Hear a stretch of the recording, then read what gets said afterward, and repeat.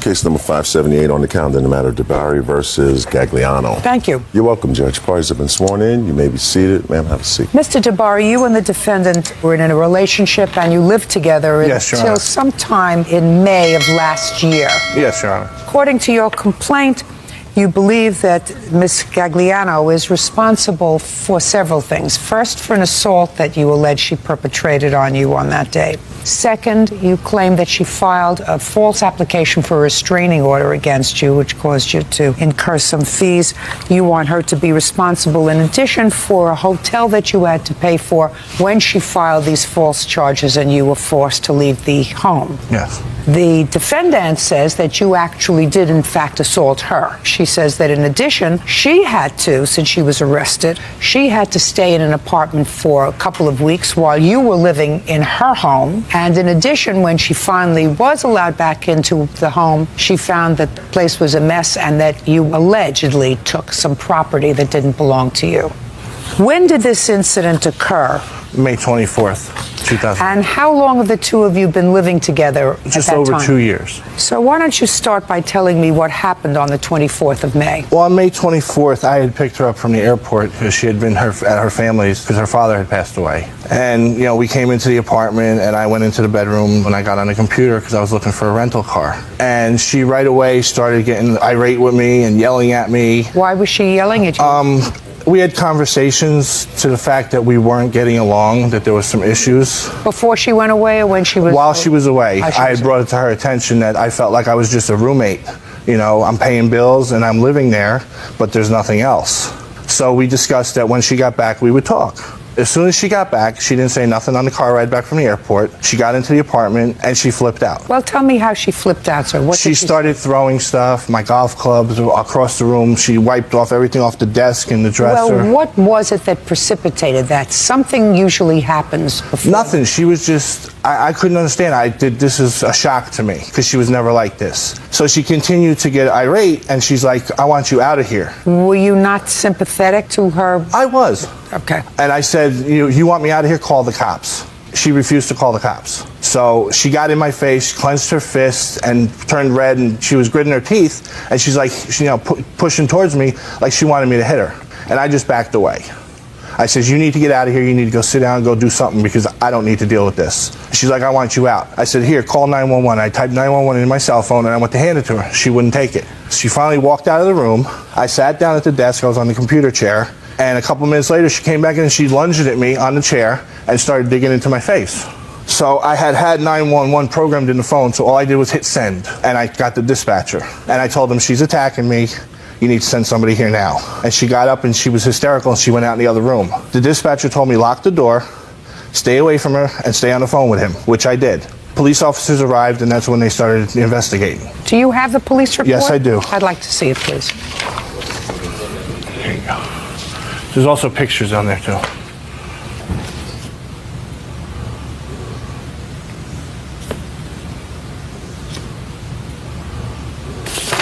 All right. Why don't you tell me your version of the events, please? My version is that I was with my mom because my dad had passed away, and I was there for a month from April 9th to May 24th. During this time, I received a phone bill, and I noticed he was calling this, making outgoing and receiving ingoing calls from this same number. And I questioned him about it, and he says he had fallen in love with this other person, and I didn't want him to be with me if he was in love with someone else or having relations with other people. When did he tell you that? I don't know the exact date. Well, is it when you were away? Or it was when I was at my mom's house. Okay. It was at my mom's house, and we had conversations for him to leave because we were both unhappy in the relationship, because it was pretty much... So far, does that ring a bell? I never said that I was in love with this, but that is true that there were some calls, but it was never discussed like that. Well, how was it discussed? Like I had told you previously, I was unhappy and I felt like we were roommates, and she agreed that it was like we're roommates. Right, so you became involved with somebody else? No, I didn't, Your Honor. Well, it was a friend of mine that she accused me of cheating on her with. You know, there's all kinds of cheating. Right. Sir, there's emotional cheating, there's physical cheating. You were having conversations with another woman, correct? Yes, a friend. Okay, go ahead. So you got back from... I got back from Myrtle Beach and I was unpacking my suitcase, and I had asked him to leave the apartment twice because I was really upset and he was cursing at me, calling me bad things. And No, that didn't start. That doesn't make sense. He picked you up from the airport. we were talking, and he said we didn't talk on the way home. We were talking on the way He home. picked you up from the airport. He didn't say take a cab home, take a car service home. He picked you up from the With airport. my car. I don't care whether he picked you up with your car or not. He picked you up at the airport, correct? Right. And there was no scene at the airport. In the car there was. I said there was no scene in the airport. And when you got home, he just started to curse you? Is that what you're telling me? That doesn't make sense. Makes sense that you were angry with him because of what you saw on the phone bill, but it doesn't make sense that he would start cursing at you. Well, because I told him I didn't love him. We had discussed that we wanted to separate, and I had asked him to leave, and he said no, and he became very violent. Well, tell me what he did. I went over to the desk to get... Make sure it's consistent with this police report. I went over to the desk because I saw my car keys on there, and I didn't want him leaving with my car. I should have just let him leave with my car and reported Don't the car. tell me what you should have done. Just I tell know. me what you did. So I went over to the desk to just grab my car keys, and he grabbed me by the neck and was holding me by the neck. And then once he had me by the neck, I tried to get him to release me, so I scratched him on the face. Police officers said, I observed Michelle's neck and did not see any marks or any form of injury. At the headquarters, Michelle stated that Joseph slammed the door in her face and injured her back when he jumped on her. Michelle made no claim of these actions when Sergeant and I were at her residence, and there were no injuries or marks consistent with her statement. He advised that while she was in the holding cell, Michelle did not confide any information that she was in fear of Joseph. Michelle was charged with simple... Real cases, real people. Judge Judy. Joseph DeBari says his ex-girlfriend Michelle Gagliano owes for an assault, hotel fees, and for filing false charges. Michelle is countersuing for an assault, hotel fees, and damaged property. Okay, you filed for a protective order on that day I was advised by and granted a Yes. protective order. Okay, then you went back to the apartment. Yes. How long did you stay in the apartment? It was 3 days. When did you find out that the lease was in her name? When I was removed from the apartment and I went to the office to ask them for a copy of the lease. Because tell me- all along I was under the assumption, because we filled out papers together when we got the apartment, I was supposed to be on the lease. Did you ever sign a lease? I signed a document stating that I was going to be a registered occupant. Were you a registered occupant on the lease? As far as I was concerned, yes. Can I see the lease, please? He wasn't, and the reason for that was because of his criminal background. And that's why I had to move from my original apartment where I lived, because they wouldn't let him live there because of his criminal background for fraud and embezzlement or whatever. That's your choice. If it's true, and I don't know if it's true or not, that was your choice, right? To live with him? Yeah. I know, but That was your choice. Yeah, right. I mean, you didn't find out anything new about his criminal background after you moved from one apartment to another. You chose to live with him, right? Yeah. Yeah. So you were there 3 days. And then what happened, sir? I got a knock on the door, 2 police officers telling me I had to leave. They came in and they said, if you don't leave, we're going to arrest you. And this was at 5 o'clock. So I was like, this is wrong. I'm supposed to be here. You know, the court said I should be here. Well, you have to deal with them. It's after hours. You have to leave. So I left. I had a friend of mine pick me up and take me to a hotel. So I had contacted the courts and also the district attorney. And he stated to me, why are you out of the apartment? You have every right to be Don't there. tell me what he stated to you, sir. That's hearsay. To go back. So I went back after 4 days. Okay, and? And then our court proceedings continued. It was a 2-week adjournment. And after that, I decided to get my stuff And leave. and leave and just Well, bring that's the a keys very to good court. idea. I didn't want no trouble. That's a very good idea.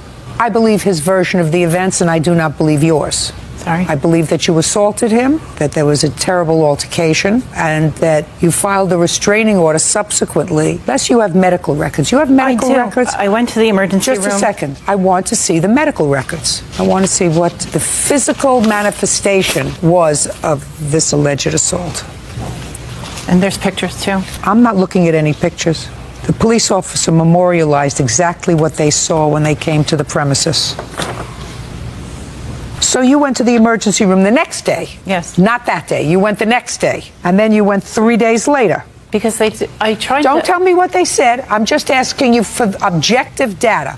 You went the next day to the emergency room, and then you went 3 days after that. I'm just reading the record. It was a holiday weekend. Don't tell me what it was. And I tried to do it that day, but they told me I couldn't. Don't tell me what they told you, madam. That's hearsay. You can always go to the emergency room. I mean, for me to, I tried to file a... You can always go to the emergency room. No, I know that. I'm not... I just made a simple Okay. statement. The simple statement was you went to the emergency room the next day. Yes, Who took the photographs that you want to show me?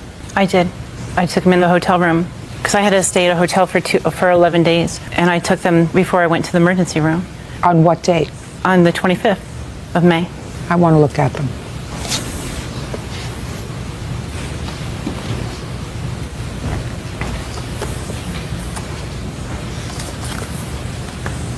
It's nonsense. Okay. You were asked to leave because of what? That she filed a complaint against me. When did you file a complaint against him? It was when the courts reopened on Tuesday or Wednesday. I'd like to see the complaint.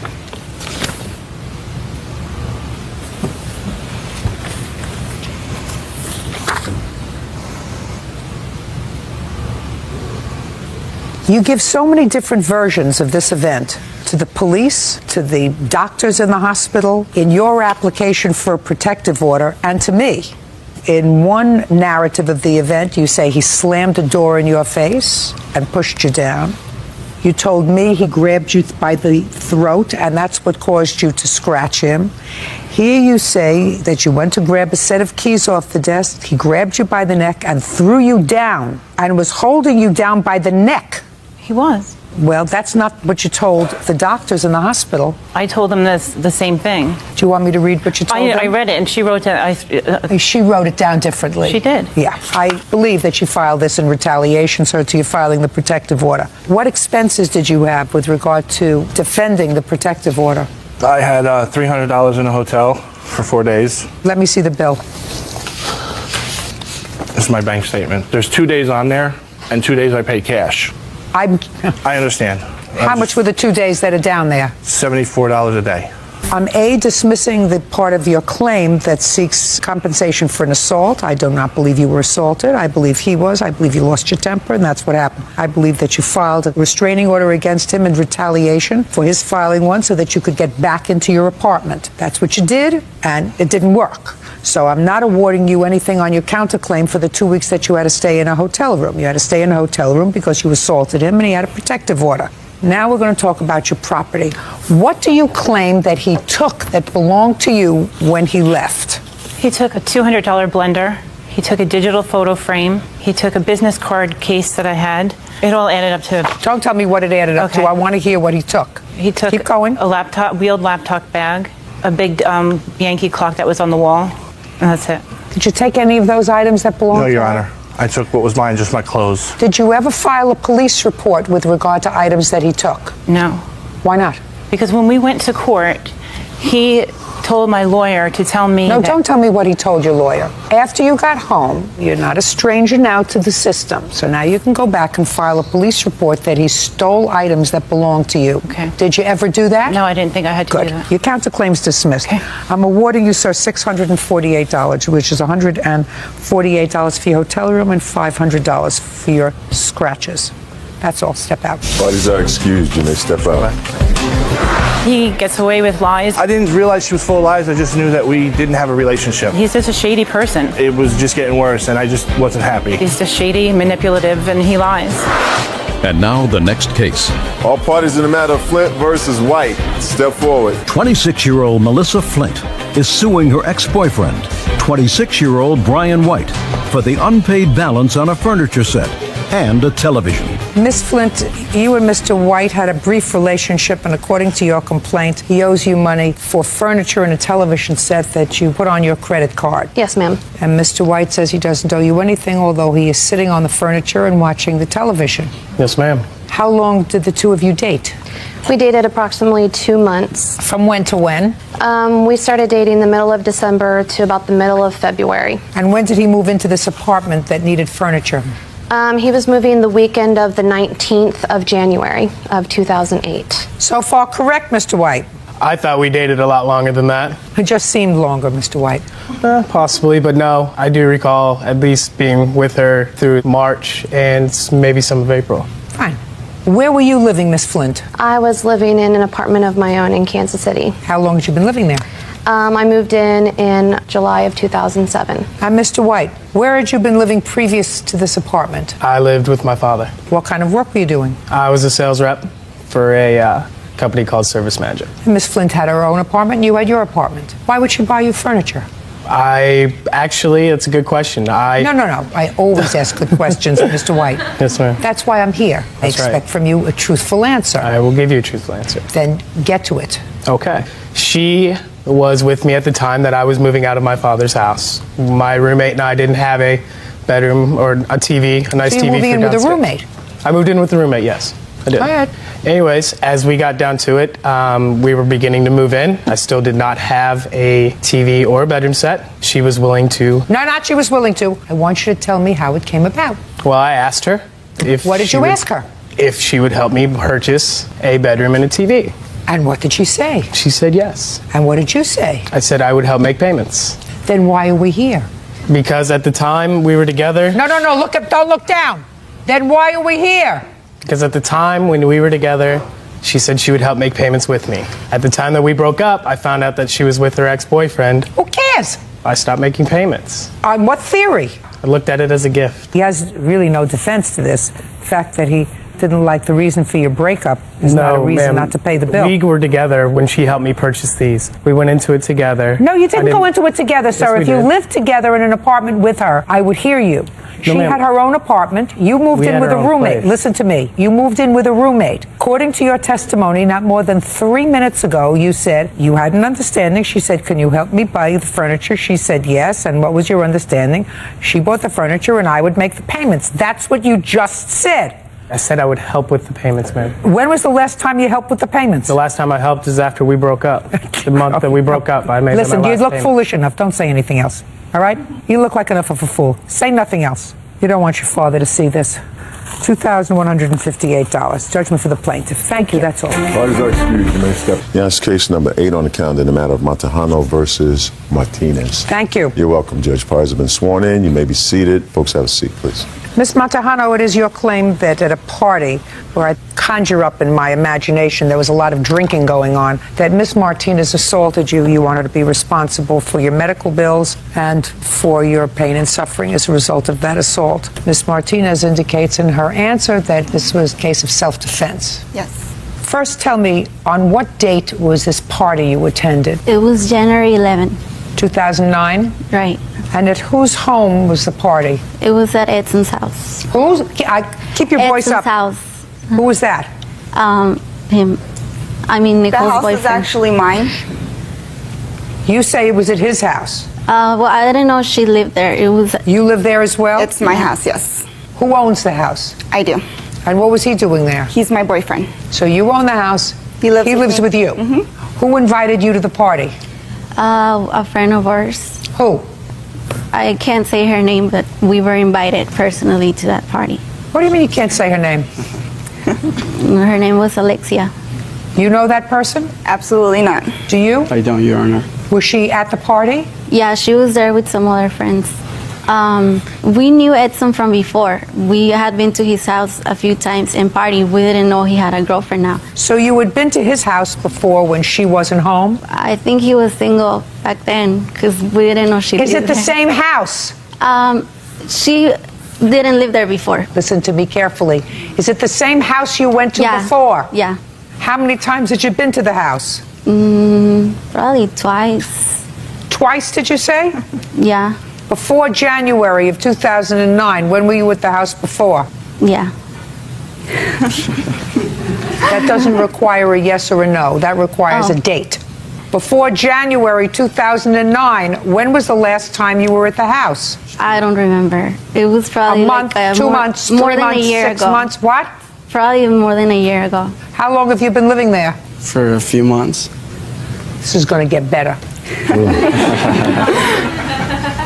Okay, so January 11th, you were invited by some girl. Now, who did you see? Did you see her when you got there? Yeah. What time did you get there? We got there like around 11. Who did you go to the party with? Me, April, and my sister. Let's go. You got there at 11 o'clock. What happened when you got there? When we got there, we were dancing, and there was some girls already fighting. They were already fighting. I don't know why, because there was some girls dancing on their table, and I don't know why they were fighting, but they were fighting right in front of me. And we were about to leave, but then they calmed down. So we decided to stay a little longer. So we were just having a good time, partying.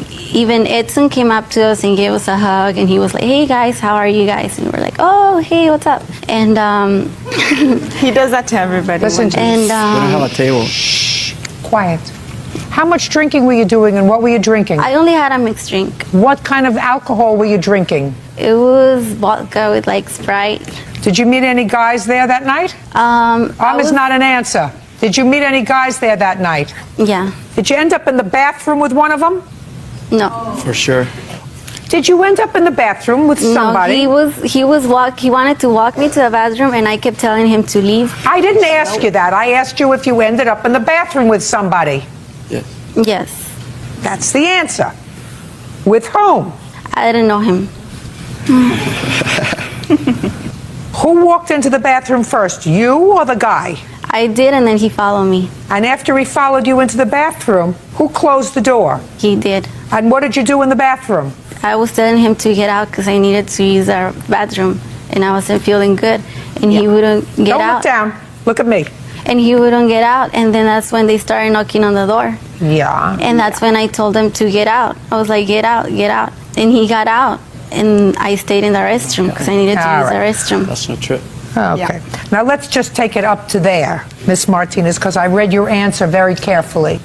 Let's start with knocking at the bathroom door. You were trying to get people out of the house. Yes, I had gotten overcrowded. Me and him started kicking people out. He was pounding on the door. I came to see what was going on.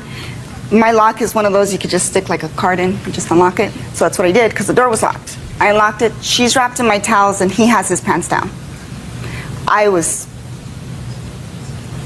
So I go, I shut the door. I go, "I'm giving you 5 minutes to get changed and get out of my restroom."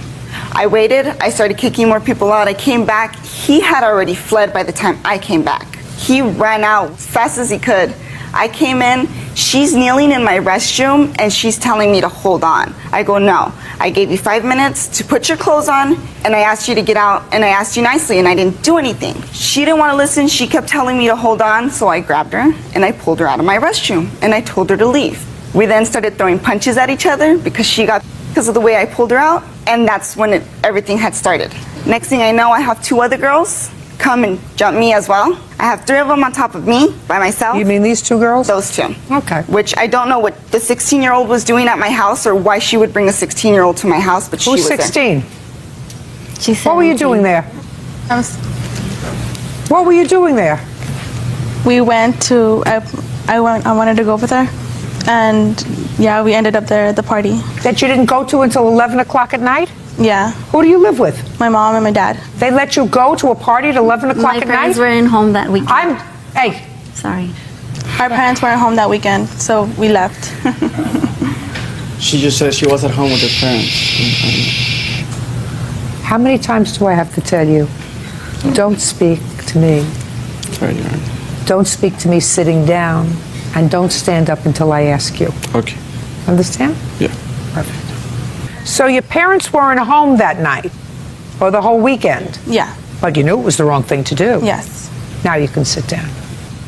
Okay, go ahead, Miss Martinez. All 3 of them had a full grip of my hair, and I was trying to swing. I couldn't because they had me like literally bent over. And the first thing I grabbed was a bottle, and I swung. I didn't know who I was swinging at. I just swung. I got her. She still kept fighting, and both of them kept fighting. The guys had finally pulled us all apart. April then comes running back in. He steps in the middle of us because she's getting ready to hit me. And she's hitting him, trying to get through him to me. And then that's when more guys come, get her off of him, take her outside, and ask them to leave. How many people were drunk that night? I'd probably say 95% of the people that were there. And that would be including you and including her? I wasn't, because I was actually watching everything that was going on because I'm the owner of the house. I was just kind of patrolling However, at the end of the night, when all the fight had happened, her sister actually came up to me and said, I really apologize for my sister, but she's really wasted. That is not true. Shh. Are you speaking sitting down? Don't get up, I didn't ask you. Not a shouting match here. This is a courtroom.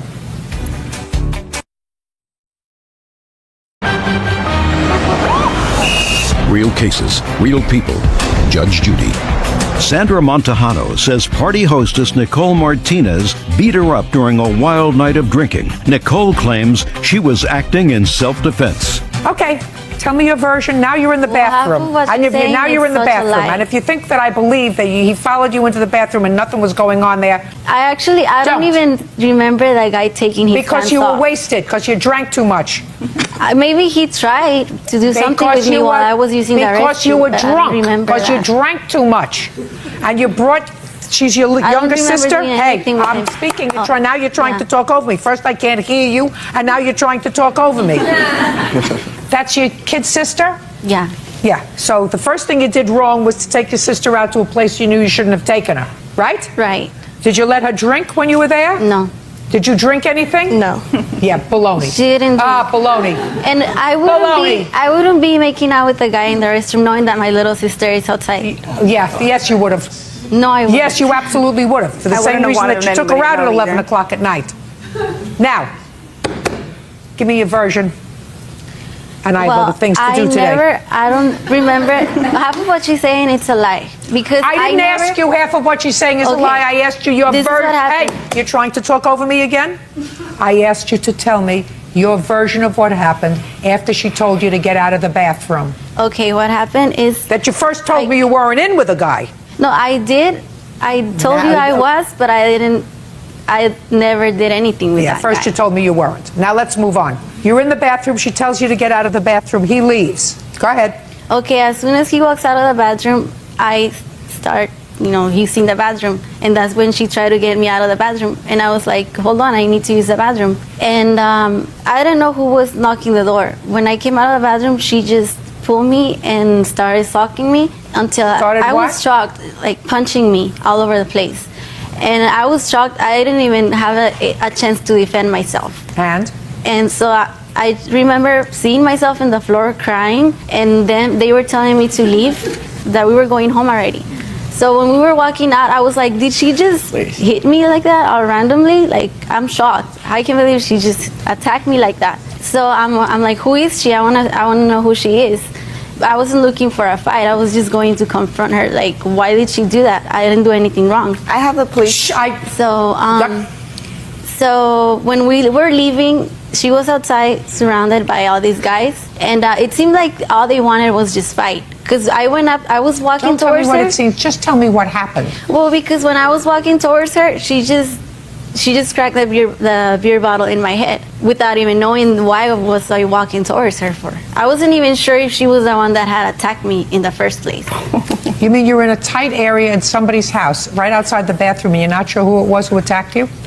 Right. Right, I was because you were drunk. still in my mind. I was still looking for the girl that attacked me, and out of nowhere she just Drunk.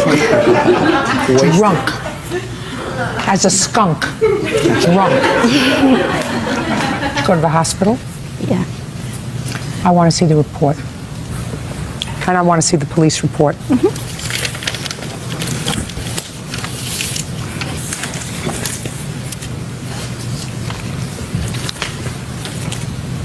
Thank you, sir.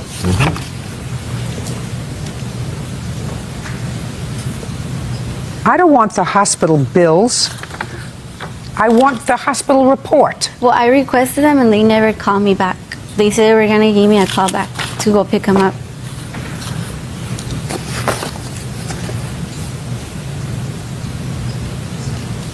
Okay. You told the police officer that when plaintiff came to you, you swung a beer bottle that was in your right hand. Is that right? That's what you No. told the police. That's what you told the police. That's what they put down, yes. No, that's what you told them. Okay. And at the police station, you acknowledged that you were wrong and that you shouldn't have done it. Yeah. Okay. Well, that's a start. You had no right to hit her with a beer bottle. You understand that? I knew. Once somebody tells you to leave their house, you have to leave. We were leaving. No. Immediately. You overstayed your welcome. You were in the bathroom doing something you shouldn't have been doing. She wanted you to leave. It's her house. You should have left immediately. That doesn't mean that she has the right to lose it, which she clearly did. And so she has to be responsible. You have no health insurance? No, Have any of these bills been paid? not yet. How many stitches did you have? 2. What was the total amount of your bills? 6,700. Judging for the plaintiff in the amount of $5,000. That should cover some of your medical bills. Now, can we have the next case, please? This is case number 9 on the calendar in the matter of McKay versus Rodriguez. 22-year-old April McKay is suing Nicole Martinez's boyfriend, Edson Rodriguez, for assaulting her at the party in question. Have the parties been sworn? Yes, they have. Okay. All right. Ms. McKay, you were at the party. You were the third member of this triumvirate who went there. Correct. And it is your claim that Mr. Rodriguez assaulted you. Correct. According to the police, very uncooperative, Mr. Rodriguez. Correct. Why were you being uncooperative with the police? He asked me to remain seated, and I stand up to get some water. That's why that was considered incorporation. What, you were dying for a drink? Well, he asked me to remain seated, and I was upset because of the whole situation, and they just got into a house, and I went to get water. That was it. You think that I believe that? I think yeah. No. How much did you have to drink that night, I didn't Mr. drink Rodriguez? At all? At all. So you tell me, Ms. McKay, how he assaulted you. Basically, it's from the start, just the way their case was earlier.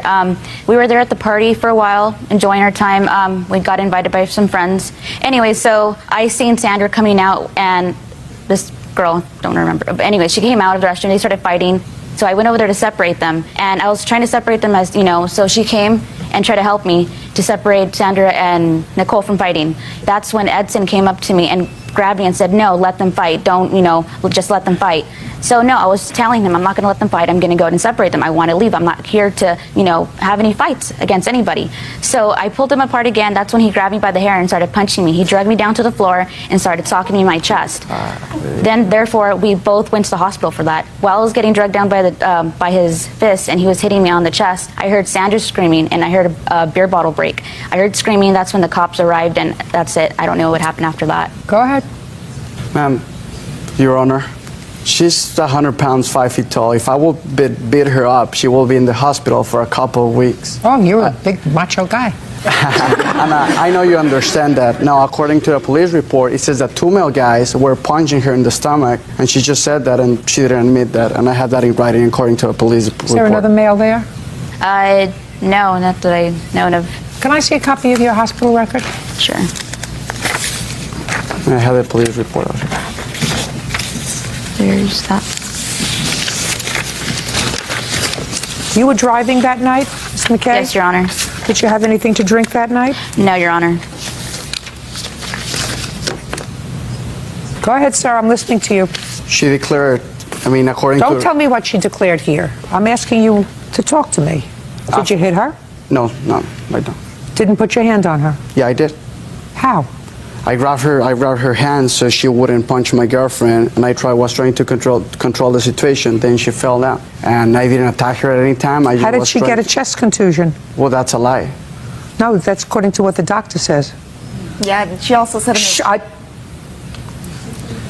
And that's according to what Well, the she doctor... got involved in the fight when my girlfriend was fighting Sandra. I couldn't be back then. So you mean when all 3 girls were involved in the fight, she could have gotten punched then? Correct. So you just pulled her away? Just pulled her away, trying to control. Did she fall? Yes. Tell me how she fell. Right when I noticed she wasn't there anymore, I just turned around. I didn't look at her falling, right? It was like 10, 15 people outside trying to control the whole situation. Now, over there says that there were 2 guys attacking her, which now she declared that's not true. Yeah, are you trying to tell me what I have to look at in order to evaluate this case? No, Your Honor, I'm sorry. I asked, just tell me what happened. You pulled her off her. Pulled her off her, trying to control the situation. And she fell. I'm not satisfied that Mr. Rodriguez punched you and assaulted you. I think he probably grabbed you and got you off her and you probably fell. But I think there was a whole lot of fighting going on there. And the only one who did something that was actionable was her. Because she knows that when she picked up that beer bottle, took that beer bottle that was in her hand and hit her over the head with it, she knew it was wrong. And she knew it was wrong Because she had allowed this group to come into her home and then got angry when this young lady wouldn't leave as quickly as she wanted her to leave. She sort of acknowledges that even in her answer, lost her temper and lost her cool. And she can do that as long as she doesn't do it with a beer bottle. He had nothing to do with it. Your case against Mr. Rodriguez is dismissed. That's all. Thank you. All right, excuse me, step out. Yeah, it's case number 17 on the calendar in the matter of Fitzgerald versus Kolonowski. Thank you. You're welcome, Judge. Parties have been sworn in. You may be seated. Folks, have a seat. Are you Derek? Yep. Yes is the answer. Yes, Your Honor. Sit up and look as if you're paying attention. Up. Sit up straight. Look like you're paying attention to me. You look very bored. Straight. All right. What is? Would you believe that these two women are actually fighting over this? Ladies, get it! Why in the world would you, for any reason, go after each other over a guy? She went after me. No. She went after me, she went after me. I don't get it. And now that I see it, I for sure don't get it. We get it once. Now, listen to me. You made a baby with him? Yes. And you were living with him? Yes. Are you still living with him? No. Are you living with him? No. You see what happens? The only thing you got is a baby. And damaged property. No. The only thing you got is a baby. She's Damaged almost property 9. goes away. Yeah, I have a daughter that he doesn't care about. That's right. No. That's just a second. I mean, it's a good lesson. Would you ever let your daughter hook up with somebody who wasn't ready to commit to you? No. No, of course not. How old are you? I'm going to be 30 this year. Is this your only child? Yep. Okay. Your lawsuit says that at some point you got into an altercation with the defendant, she got into an altercation with you, and she damaged your car. She says that you started it, you damaged her car, she's got a counterclaim. That's what the case is about. Right. And my boots. So, I deal with it. It's all totally irrelevant compared to the much larger picture of ruined lives and disappointments and children without fathers. The damage to your car is this big. The two of you used to be friends, right? All right. So, when did this incident occur with the car? March 3rd, 2009. Put your hand down. I'm sorry. Go. On March 3rd, 2009, Derek Zazeta, my daughter's father, was working on my car in his neighbor's driveway across the street. Just a second. He's working on your car, so you had a reasonable relationship with him. Yes. And you called him to come to fix your car? My whole exhaust system fell. I'm just that requires a yes or no, not an exhaust. You called him to come and fix your car? Yes. When did you call him? The night before. And when did he show up? The next day. In the morning? Yep. Yes. Yes is the answer. I know. What time in the morning? It was before noon. And where was he living at the time? I was at my friend Lori's house, and he lives kitty corner across the street from her. Now, what were you doing at your friend's house? I went over there because I couldn't go to his house because Christy was there. Why didn't he come to your house? Because all his tools are in his friend's garage across the street. So that's okay. He said, bring the car over and I'll take a look at it. Yes. Where do you live in relation to I was this? living with Derek in November of 2008. Listen to me. I didn't ask you. Centerline. Listen to me. Sorry. I have questions. You answer the questions. Yes, ma'am. Don't go beyond the scope of my question. If I want you to go further, I'll tell you. Otherwise, just answer the questions. On March 3rd, 2009, where were you living? I was living on Centerline in my apartment. Where is that in relation to where Derek was living and where her friend was living? I was staying with him off and on. Were Just you staying staying? the night. Shh. Were you staying with him on the night of March the 2nd? Yes. Okay, so you were at his house? Yes. Were you at his house the night before when he got a call from Miss Fitzgerald to fix her car? Yes, Your Honor. And I assume that when you were at his house and he got the call, you were annoyed. No. I do not have any problem with him fixing her car because they have an understanding with the daughter thing. So just a second. Put your hand down. So you had no problem. So you slept together that night, and the next day he left to go over to fix the car. Yes. Did you have any words in the morning with him? Yes. What did you have words about in the morning? He was going across the street to fix Katie's car, and I went back to sleep. When I meant words, I meant unpleasant words. No, there was no unpleasant words. Nothing. Nope. Okay. So now he went across the street to fix her car. Correct. Go. She's lying. Nope. I don't want to hear she's lying. I wanted you to tell me the story. Okay. Now, he comes over at noon to fix your car. Okay, he came over to weld up my exhaust system, and when he came in to tell me it was done, she was in my friend's driveway, and as I got in my car... She was in your friend's driveway? Yes, Derek, in her car? Derek, my friend Angela, and myself got in my car to pick up my daughter from school, and she got mad. And don't tell me what she got mad. Don't tell me well, mad. she blocked the driveway, wouldn't let me out, so I had to go over the curb to get out of the driveway. And on the diagram over here, it shows what happened after that. Just a second. It's news to me. What time was this? He came over a little before noon. This was about 1 or 2. It was 3:30. It was not 3:30. It I have the was. ticket. I have the ticket Hey, from stop it. 5:11. Don't. It's not 5:11. If it's not 1, 2, 3, 3:11. I'm going to throw you out. Ticket says. You're going to get thrown out. And you right after her. Sorry, I have the ticket. I don't care what you have unless I'm asking you a question. Yes, ma'am. How old is your daughter? She's 8.5. And what kind of school does she go to that gets out at 1? I'm speaking. You let me finish. What kind of school does she go to that lets out at 1:30? We were actually going back to my house first, then we were going to pick her up from school. What were you going back to your house for? Just to get away from Christy. So Derek and I could spend time. So it was a lie that you were going to pick up your daughter? No, we weren't. No, it was a lie that you were going to pick up your daughter. You weren't going to pick up your daughter. You were going back to your house so you could spend time with Derek. That's what you started to tell me. I wasn't spending time with Derek. Who he was? wanted to spend time with his girlfriend that he was trying to get back together with, Angela. Fine. So what you were I didn't doing, mean to hey, lie. I'm speaking. Okay. So you were facilitating him spending time with his girlfriend? Yes. X. Great. You all deserve each other. Real cases, real people. Judge Judy. Katie Fitzgerald claims former friend Christy Kolanowski purposely rammed her vehicle during an argument over a man. Now, she's blocked your car because she's been with him the night before. Excuse me, I have to put my glasses on and take a better look at this. He's not worth it, believe me. You're telling me? He's not. So what's happening, Ms. Fitzgerald, is you know that the defendant was at his house the night before. You know that they slept in the same bed probably the night before. And he used to be your boyfriend, father Years of your ago. child. Let me just understand this.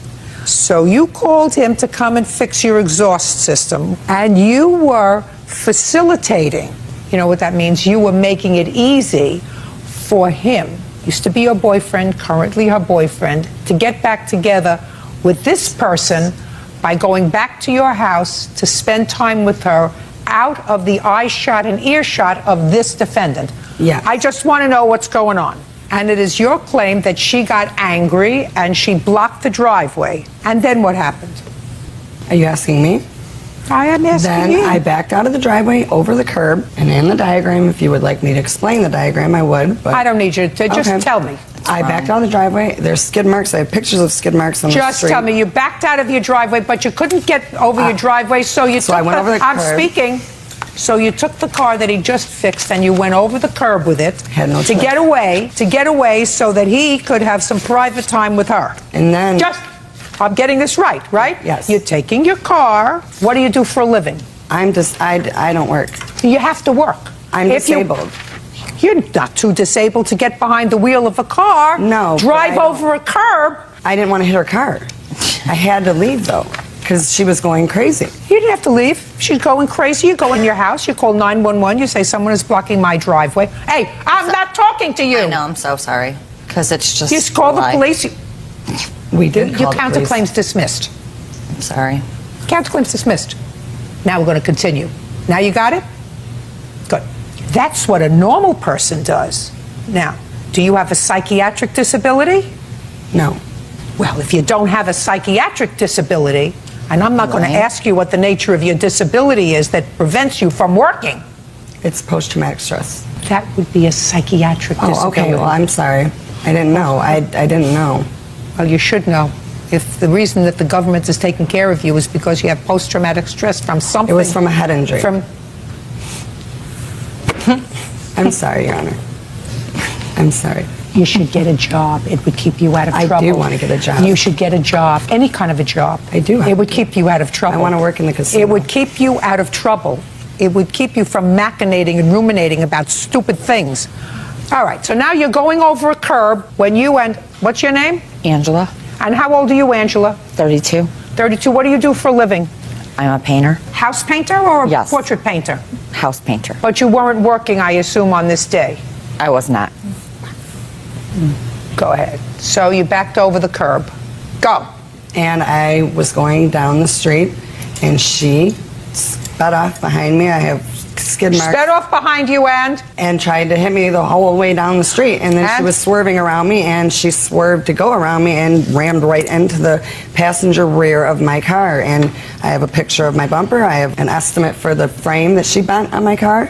And I got a careless driving ticket because we were both going at top. We were screaming at each other. She jumped out and kicked my car.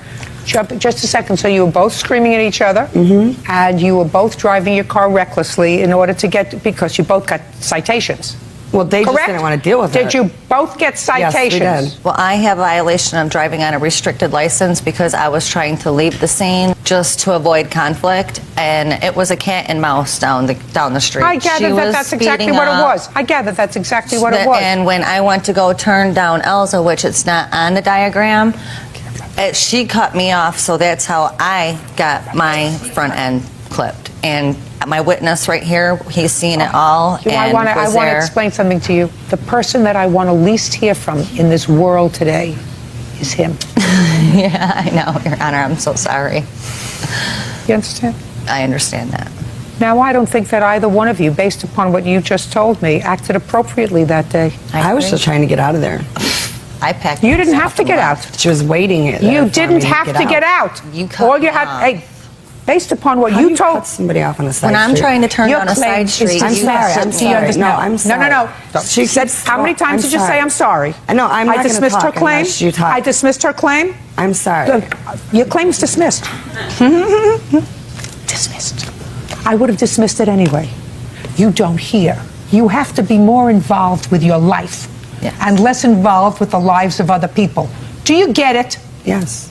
I mean, I don't know what kind of stupidity you were involved with that day, because I'm not hearing this counterclaim of yours that she hit your car and that she's responsible for the accident. You both behaved badly. I should have called the cops in the first place. That's right. Or gone into the house and not arranged for this assignation between Prince Charming over here and your unemployed painter friend. Do you get it? Yes. Do you get it? Yes. Goodbye. What about my boobs? Step out. Thank you. She turned my daughter's father against his own daughter. I already know how my kid's ma is. I'm going after him for child support, so the loser better get a job. I'll pay child support, and she can go pay a real mechanic, a real collision shop, real prices, and see how far that goes. And now the next case. All parties in the matter of Bourgeois versus Lesserson. Step forward, please. Carol Bourgeois is suing her former employee, Sarah Lesserson, for damage to her home, a broken cell phone, the cost to change her locks, and lost wages. Ms. Bourgeois, you hired the defendant as a personal assistant. Things didn't work out. The relationship of employer-employee ended badly.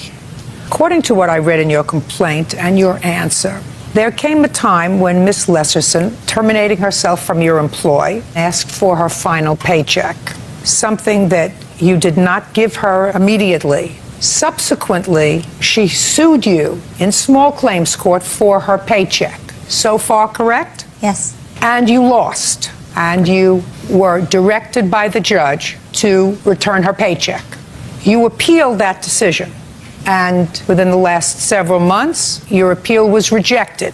So far, is that correct? Correct. Yes, Your Honor.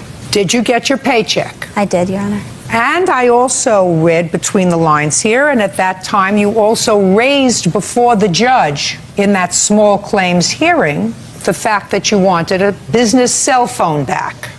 Correct? Correct. Amongst other things, yes. Talking about the cell phone? Yes, Your Honor. And the judge directed that the cell phone be returned. When did you return the cell phone? I returned it in August when we were in court. I had brought that along with other August of 2008. 2008. And 8. Because you say that she damaged the cell phone, That I'm not entertaining. That was already taken care of by another judge. And between August of 2008 and May of 2009, if you had a complaint about the cell phone, you should have filed it, not waited until after your appeal was denied. Do we understand each other? Yes. Good. In addition, you are suing her because you say when she came to your office to collect her paycheck, she assaulted you. Correct. Something I assume you raised at some point. Is that right? Yes. When did you raise this assault? I believe it was mentioned during the paycheck, but the judge wasn't concerned with that and didn't address that because that was not the issue. He could have. Because the same way that you're suing her now for the assault, you could have counterclaimed when she sued you for the paycheck for the assault. And it was raised before the judge, right, but correct? out of ignorance, I thought that it would balance out. I didn't understand. I'm dismissing the assault. You get one shot of the apple. You can't come and fetch and annoy courts because you lose an appeal. Do we understand each other? Yes. Unless you have a police report that suggests that you had visible injuries. Do you have a police report that indicates you had visible injuries? I have photos too. I'm not interested in your photos. I'm interested in the police report. Your Honor, Don't speak. So far, you're not losing. So far, I got what this case is. It's a lot of nonsense. Somebody who's vindictive because they lost a case. I can see no signs of injury on Bourgeois' right arm or right cheek where she said she was slapped. Bourgeois could not tell me with what hand Lesserson slapped or grabbed her. Okay, that's what I thought. Because even if I believe that she slapped you, which I don't, there is no way that you lost any wages due to an assault and changed lock fees. You want to give me 30 seconds on changed lock fees? 30 seconds. She cut my keys. She signed a receipt stating that she would return my house key. She said she was holding it hostage, and because she assaulted me, broke my gate, I had to call the police. She was screaming at me. I was afraid, so I had to call a locksmith to change my locks. Madam, you lost the case. You've already had 2 bites of the apple. You had a trial. I'm speaking. You had a trial, and you had an appeal.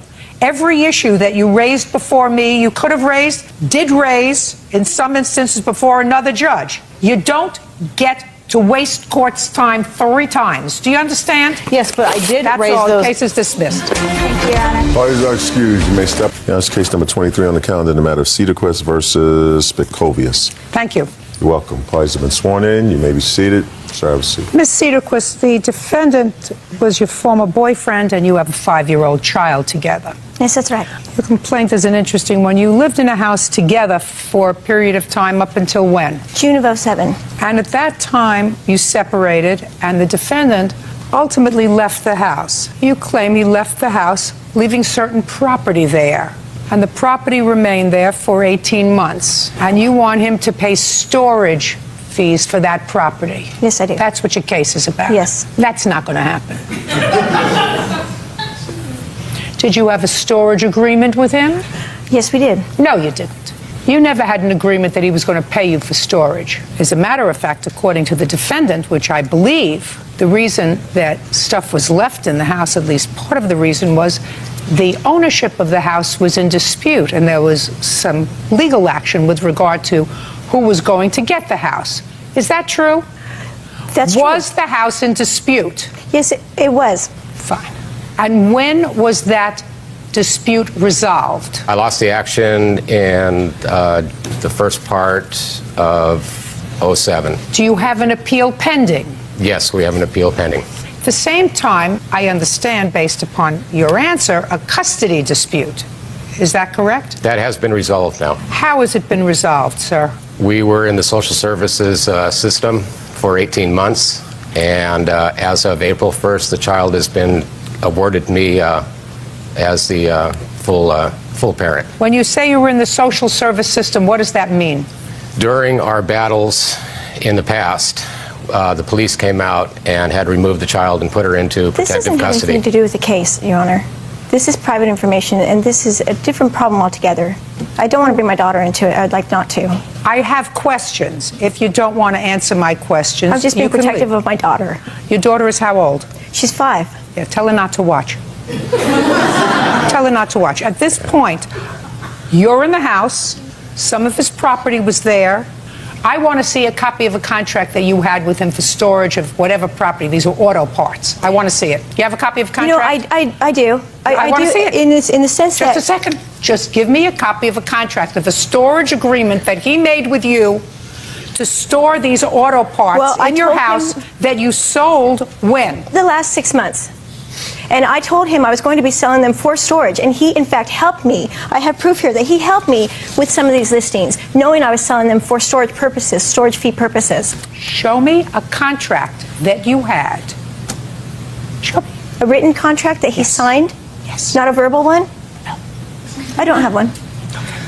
And the stuff has been there since June of 2007. Is that correct? Technically, it's been there since 1989. No, it hasn't, Dirk. No, that's not true. That's when not true. When did you first move into the house, Miss Cedarquest? I moved into the house in of 02. Sir, I don't understand how it could be there in 1989 if you moved into the house. If she didn't move into the house until 2002. I purchased the house in 1989. It's been my house. And just a minute. You lost the house in foreclosure. Oh, forget it. Forget it. Okay. Very good. Now you have a counterclaim. I'm prepared to hear your counterclaim in about 30 seconds. You have a counterclaim for her selling your stuff on eBay? That is correct. Did you ever give her permission to sell your stuff on eBay? Just answer the question. That requires a yes or a no. No. I don't believe it. You just started to give me a reason. Did you ever give her permission to sell your stuff on eBay? Yes, when we were together. I have proof that shows him giving me permission just months ago. Mr. Spikovius, if the plaintiff has proof that you gave her permission after June of 07 to sell your property on eBay, I'm not going to be happy with you, sir. Do you understand? I understand that. All I want to ask you is, did you give her permission since June of 07 to sell any of your auto parts on eBay? No. Fine, show me the proof. This is communication. Because that's now I'm dealing with his counterclaim. I'm already resolving your claim for storage, which is nonsense. Well, this is his... Nonsense! Did you ever write to her, be extremely careful, the bolts break easy, and it's easy to mess up the strip? Yes, take off the lights and sell separate? And that was written in May of 2008. Not in May of 2008. No. Well, that's when it's, I mean, I don't do this machine well, and I certainly don't do eBay well. Isn't that date Saturday, May 24th, 2008? Isn't that what it says, Bird? That's what it says. I want to show this to him.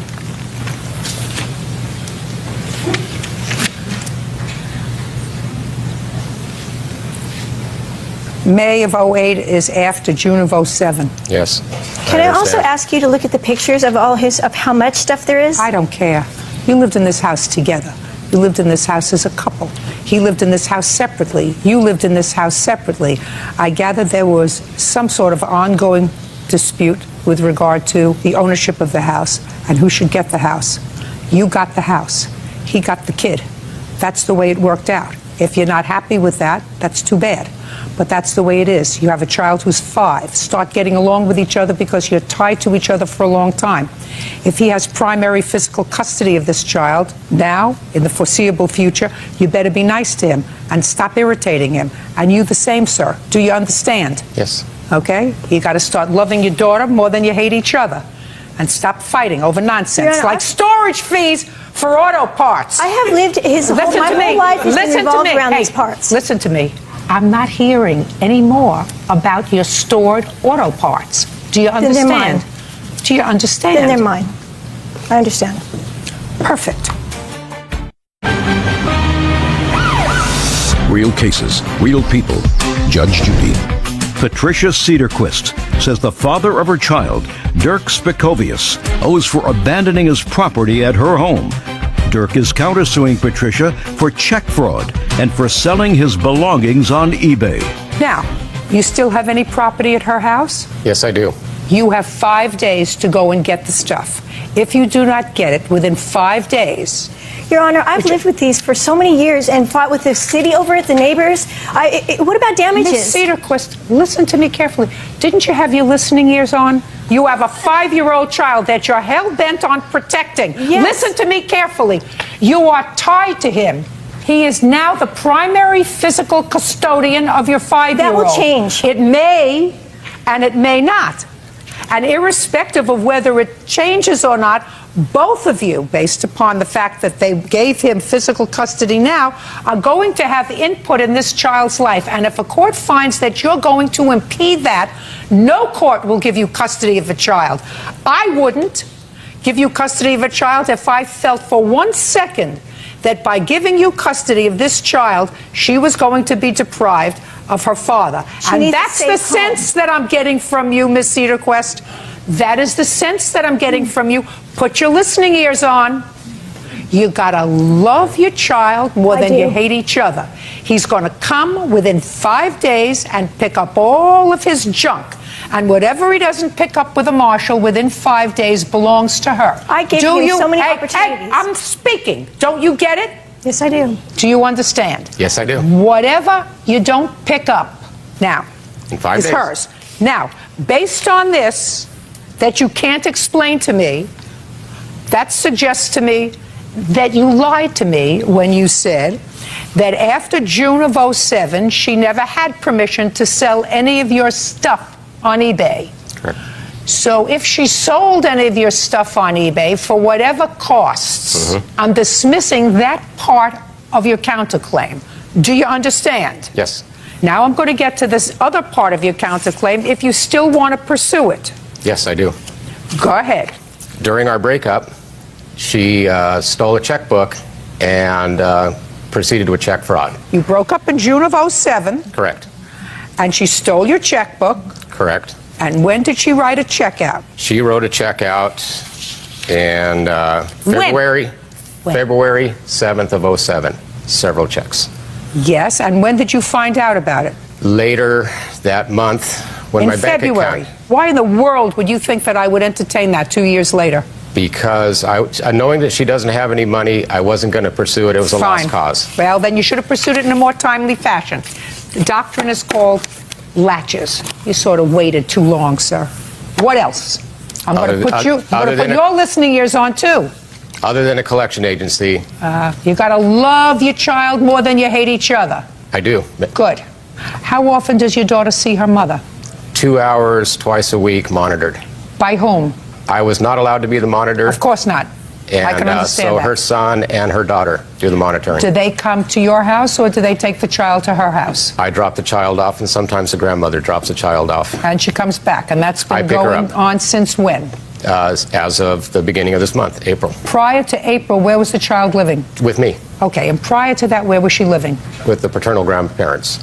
With your parents? With my parents. Okay, fine. Very good. Listen, try to get along, because if you don't get along with him, you don't want to be relegated to 2 hours twice a week with your daughter. That will change. I doubt it. Oh, it will. Oh, I doubt it. I don't. No. I doubt it. No, they haven't heard everything. I doubt it. Hear about this man. I doubt it. Your case is dismissed. So's your counterclaim. That's all. Parties are excused. You may step out. He's a liar. I'm very happy with the judgment. I call my ex-boyfriend because he took an axe to everywhere in my house. The ceilings, the piano, my glass, everything. We both were out there with axes and pitches destroying each other's cars and property. And when the police came, they took my daughter away because he made my home unsafe. Because there was glass everywhere. That's why I don't have her. It was a scene when you get 9 cop cars out there trying to break us up, trying to decide who to take to jail. Ryan Lapp claims his ex-girlfriend's friend, Mark Childress, entered his home without permission and assaulted him. Mark does not dispute the charge. Mr. Lapp, it is your claim that the defendant assaulted you in your home. Yes, that's true. Mr. Childress acknowledges that he came to your home. He said you became confrontational. Not true at all. Sorry. Not so sure about it. In any event, what I gather from his answer is, if you got a whooping, you deserved it. That'd be a fair statement, sir. Well, I'm Let's disappointed. see. Mr. Lapp, according to what I read, you and some friends were hanging out in your house. And I don't know what you were doing and hanging around in your house, whether you were drinking or smoking or doing some drugs or whatever you were doing, but you decided to make some prank calls. Yes. On what evening was this, sir? I believe it was on the evening of the 14th of July. And you made a prank call, one of those prank calls, to the defendant's home. I assume that it's this young lady who was living in your home with you at the time. Yes, Your Honor. And she's a married lady? 2 days. To this gentleman here? Yes, Your Honor. who was then stationed in Iraq. Is that right? Yes, Your Honor. Tell me your name. Ronald McCart. What is your rank, sir? I'm a specialist. When did you get back from Iraq? December 12th, ma'am. Okay. So you called the defendant's home and you got this young lady on the phone. And what is your name? Allison. Now, did you know Allison? Yeah, I did. What had you been drinking, smoking, or snorting that night, Mr. Lapp? No snorting or smoking anything other than cigarettes, but we were drinking gin that night. And who was there? It was me, my witness Andrew, and my neighbor from across the way, and my girlfriend. What did you say to Allison when you prank called her, sir? Look at me. There was a lot of prank phone calls being made, but I mean, I was on one of them. And what I said... I want to know what was said when you called Allison. I can't remember exactly, but I did say something to You the don't effect. remember. So let's hear Allison. Allison, you remember July 14th? Yes, I do, Your Honor. Who called you? Mr. Lapp called my cell phone. How did he have your cell phone number? Do you know? Ryan is a previous boyfriend of mine. Who's Ryan? Mr. Lapp. When did you stop seeing him? In March. March of 06? Mm-hmm. And when did you meet your husband? Okay, so he had your cell phone number. What did he say to you, Allison, when he called? He said that I hope that they shoot your desert rat boyfriend in the head and that they don't find his body so he can't be buried here. Not nice. No, definitely not. Shouldn't have ever even been said, and that was totally unright on my part. So, Allison, what did you do when you got that message? I was very upset. A lot of crying. Did you tell Mr. Childress? Yes. Okay. So what'd you do? I listened to the tape. Oh, she had it on tape. There was 16, 17 vulgar, sexually abusive, and just derogatory phone calls over a period of an hour and a half made to the house. Very explicit, very sexually demeaning. Why, Mr. Lapp? Like I said, I couldn't tell you why. I wasn't even on any of those phone calls except for that one phone call where I did say what I said about her now husband. But you gave the phone to No. your friends. No, or I you didn't. called the number. No. Other people have her number other than me. That did not come from me. They all know her. Did you make phone calls? Me? You! What am I looking at? Who else is there? Yeah. I made about 2 or 3 myself. But everybody did have her phone number that was there, and they were all using their separate phones. I didn't ask about anybody else. I asked about you. Yeah, I made 2 or 3 phone calls. Stand up. Why? We just had we just had some against her. I don't know what it was, but we just didn't really like her. Who cares? I don't like you. I wouldn't call you and say nasty things on your cell phone. That's fair. We just, we were drinking, and it just... Because you were acting like idiots, and that's what happens to idiots when they drink. Yeah. When they drink, they don't know what they're doing. Right? Yeah. They don't know what they're saying. Right? Yeah. And sometimes they become confrontational. Yeah. Right? Yes. Now I'll hear from you. After listening to this hour and a half of phone calls, I was so disappointed in Ryan. We'd invited him to our house. We've fed him. We've taken care of him. And it just really disappointed me. I couldn't imagine why he would sink so low. And then to talk about a gentleman who's not here, who's serving our country, that gives him the right to say the things that he did. Yeah, sitting on his porch and drinking gin. Exactly. Right. I thought this couldn't be the Ryan I knew. So you went over there to see if somebody else creeped into his skin. Well, my son-in-law lives in the same apartment that Ryan does. And we had an open door policy. They come to our house, we go to their house. So you went over there. I went over there and look at me, Mr. Childress. Wanted to see what was going on. So what happened when you got there? I asked Ryan, I go, do you know who I am? Because he was in bed. I saw that his girlfriend had just left. So you went into his bedroom? Yes, which is right next to my son-in-law's bedroom. How did you get into the house? The house is open. Okay. All right, like do you remember, Yes. Mr. Lapp, what happened? Because you were pretty drunk that night, according to Yeah, you. I wasn't that drunk in the morning, though. Oh, so this Maybe was a little the morning. hungover. This was a little hungover. Yes, when he assaulted me, it was in the morning. Go ahead. I woke up, actually, my girlfriend was leaving the house. Once she had left the house, Was she there when you were making these calls, Yes, these she crank was. calls? Yes, she was. She was there for part of the night, then she left and didn't come back. Was she Later making that- any of the crank calls? She was on some of those prank phone calls. What had happened was she had left that morning. He came in after that, and I thought somebody was coming to my bedroom. I thought it was my girlfriend returning because she forgot something. It wasn't. No, it wasn't. He locked the door behind him as he came in. Said, do you know who I am? I said, yeah. He told me to stand up. I stood up. He socked me once in the mouth. I fell to the bed. continued to hold me down and punch me. I couldn't even move. I mean, he punched me 20, 25 times in the side of my face, in my stomach, all through my neck, my jaw. I have the hospital reports of the cervical strain and the contusions to the head and neck for about 3 weeks, which caused Not me going to be make able any more prank phone calls, are you? No. Prank phone calls are bad. Like I said, it was a stupid mistake, but I don't believe it justifies someone putting their hands on somebody. Okay, now your version, sir. I asked Ryan if he knew who I was, because I know he had been drinking the night before, and I asked him what was going on. And immediately he said, I didn't say anything, and flailed his arms up. I took a defensive posture and acted accordingly. I thought he was going to attack me, the way he had been talking on the phone. I don't buy that, Mr. Children. I don't buy that. You went into his bedroom. That's correct. After that, he also proceeded to go out and try to assault him. It's assume not like the he just police- came I in there assume just you to called beat the me up. police? Yes, I called the police right after it happened. And I He assume also the police, threatened me not to do. quiet. Okay. And I assume the police came, and I assume you played them the recordings, Yes, Your Honor. and they did nothing. They failed to press charges against either one of us. Correct. Do you work, Mr. Lapp? Yes, I do.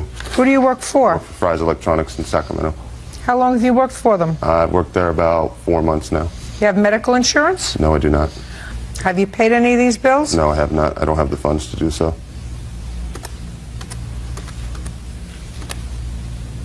I have $2,099 in medical bills.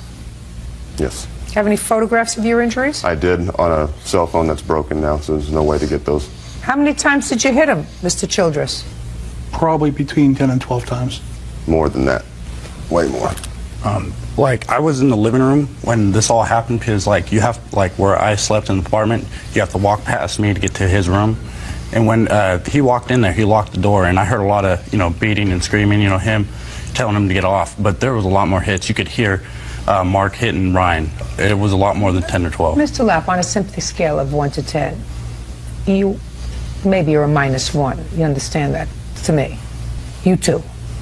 Because the pain that you can cause somebody as a result of making crank phone calls to them, and prank phone calls, especially the kind that you did with regard to this young man who was very far away from home and whose life was on the line, so that you two idiots could sit on your porch and drink gin.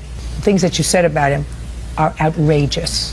And while I understand Mr. Childress's anger at you, the law doesn't give him the right to go over to your home and to assault you.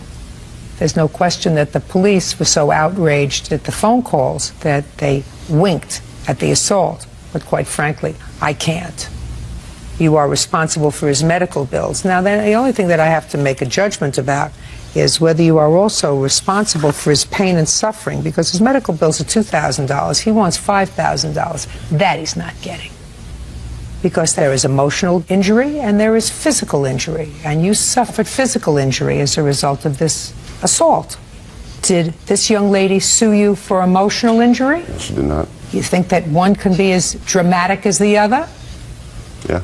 Well, so the swollen face, the black and blue, whatever, suck it up. Mr. Childress is going to pay your medical bills. Judgment for the plaintiff in the amount of $2,000. That's all. Thank you, Your Honor. Jennifer Spurgeon is suing her son, 25-year-old Ozzie, when he was arrested for writing fraudulent checks. Miss Spurgeon, you are willing to acknowledge here in court that this is your child? Yes, my son. According to your complaint, he owes you for bailing him out of jail. Yes, he does. He says he never asked you. You bailed him out on your own. What were you in jail for, sir? I forged some checks in 02. For forgery. Yes, ma'am. And the forgery was in 2002? Yes, ma'am. When were you incarcerated? New Year's Eve 05. Is that because that's when you were arrested, or because you violated your parole or probation? That's when I got arrested. For the forgery in 2002? Yes, ma'am. It took him 3 years to figure it out? It took him 3 years to catch me, ma'am. I did because I didn't do anything else wrong. Is that the only time you've been arrested? No, ma'am. Between 2002 and 2005, how many times were you arrested? 0. Before 2002? Couple, 2 or 3. For what? Me and a couple of my friends stole a racing four-wheeler. Stole a what? A four-wheeler, a racing four-wheeler when I was 17. How old are you now? 25. Oh, that's a long time ago. What else? Possession of marijuana. When was that? I was 19. Anything else? Possession again. Don't learn your lesson. No, ma'am. Now, is that forgery case resolved at this point? Yes, ma'am. Was it resolved after a trial or a plea? After a plea. What did you plead guilty to and when? I pled guilty to forgery. I'm not sure. It was the last case was just resolved 2 months ago. Which last case? Well, there was 3 counties the checks were in. It was So it was 3 different counties. Where'd you get the checks from? A friend of mine. Whose checks were they? His checks. You stole the checks from him or he gave them to you? He gave them to me. To do what with? To get money. What were you using the money for? All kinds of different things. So it took whatever county was 3 years to figure out what was going on. So you were arrested December 31st, 2005. Yes, ma'am. What was your bail? In the beginning, it was $89,000. Was your friend arrested too? I don't have any idea. Why was your bail so high? Because of the amount of checks that there was. How much? I don't remember. Give me a ballpark figure. $1,500. How long did you spend in jail? 46 days. Is that the first time you had been incarcerated? For 46 days, yes, ma'am. More than a day or two? No. It was the second time. How long was the previous time you were incarcerated for a substantial period? A couple days, no. A couple of days? Yes, ma'am. So this was 46 days? Yes, ma'am. Did you like it? No, wasn't fun at all. How many times did you speak to your mother? Did you call her? Oh, yeah. You call her every week? Every couple days. What'd you talk about? Everything. How I was doing, how I was feeling. Was I learning anything? Was I going to do it again? My daughter. You have a child? Yes, ma'am. What do you do for a living now, Mr. Stephan? I run a concrete business. A what? Custom concrete business. Custom concrete? Yeah. You work all the time? Most of the time. You make a living? Yes, ma'am. You filed tax returns last year? Yes, ma'am. Good. How much did you earn? I don't remember. Ballpark. $35,000. Nice. And you only have one child? Yes, ma'am. Who do you live with? I live with my father. Still working the same business that you did last year when you were No, ma'am. making $35,000? No, ma'am. So you left a good business and you went into the custom concrete business? Yes, ma'am. So you must make more money? Yes, ma'am. Great. Love it. Now, it's one of the things you spoke to about your mother, how unhappy you were in prison? In jail? Yeah, of course. Did you discuss with her bailing you out? It came up time to time. How did it come up? I would ask her if she would bail me out, and she would tell me no. And? And?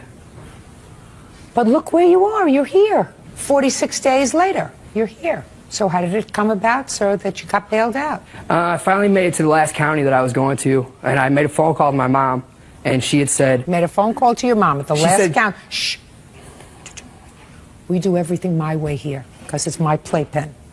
So you finally got to the last county where you had a showment, right? Yes, ma'am. And the bail in the other counties had been sort of resolved, so you were waiting to get to the last place because they weren't letting go of you until you got to the last place, right? Yes, ma'am. So now you got to the last place and you called your mom and you said... Hi, Mom, what's up? And she said... Basically, that's what I called her and said, hey, how you doing? And she told me to call her back in an hour. She was working on something. And that's all you said to her. Hi, Mom, what's doing? How's it going? Yeah. How's it going? And she... All right, good. Now he's at the last county. What day is it, Mrs. Spurgeon? Around the 7th or 8th of February, 06. And he calls you from the last county that wants him, Yes. right? And what does he say to you and what do you say to him? He was pretty upset. What did he say? Mom, I can't take it anymore. You've got to get me out of here. I've called Grandma. Grandma can't help. She has no money. She's on disability and my father's pension. And is this your mother? This is my mom. Mm-hmm. I told him that I couldn't get him out. I didn't have any kind of money. All I had was my credit cards. And he said? I got a friend that's a bondsman. If you'll call him, he'll cut us a deal. He said? Ozzy gave me the name of the bondsman to call. And did you call? I did call him, yes. And did you get a deal? $1,500 is not a deal when, you know, I didn't get to spend any of it. I had to give it away. Is that what it cost you to get him out? Yes, all totally. What's your mother's last name? McMullen. Would you step up, Miss McMullen?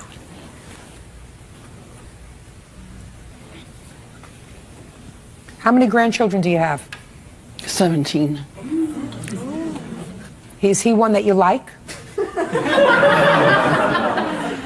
He always calls up and says, this is your favorite grandson. That's okay. Yeah, he's got a gift of gab. Did he call you from jail and ask you to bail him out? Well, he said he needed help getting out, but... Did he call you? Yes, he did, several times. Several times. And he said, I need help getting out? Mm-hmm. He wanted to get out. What did you say to him? I can't help you. I'm on a fixed income, so I can't help you. And what did he say to you? I know. I guess he was fishing. How many times did he call you? Trying to see if he could get some money? 3 or 4 times, yeah. Remember calling you grandmother? Yes, ma'am. Did you ask her for money? Oh, yeah. Remember calling your mother? Sure. Did you ask her for money? Yeah. Great, thank you. Now we got it. Now you can be seated. Okay, thank you very much. See, I knew you might lie about your mother, Mr. Stephan, but I knew you wouldn't lie about your grandmother.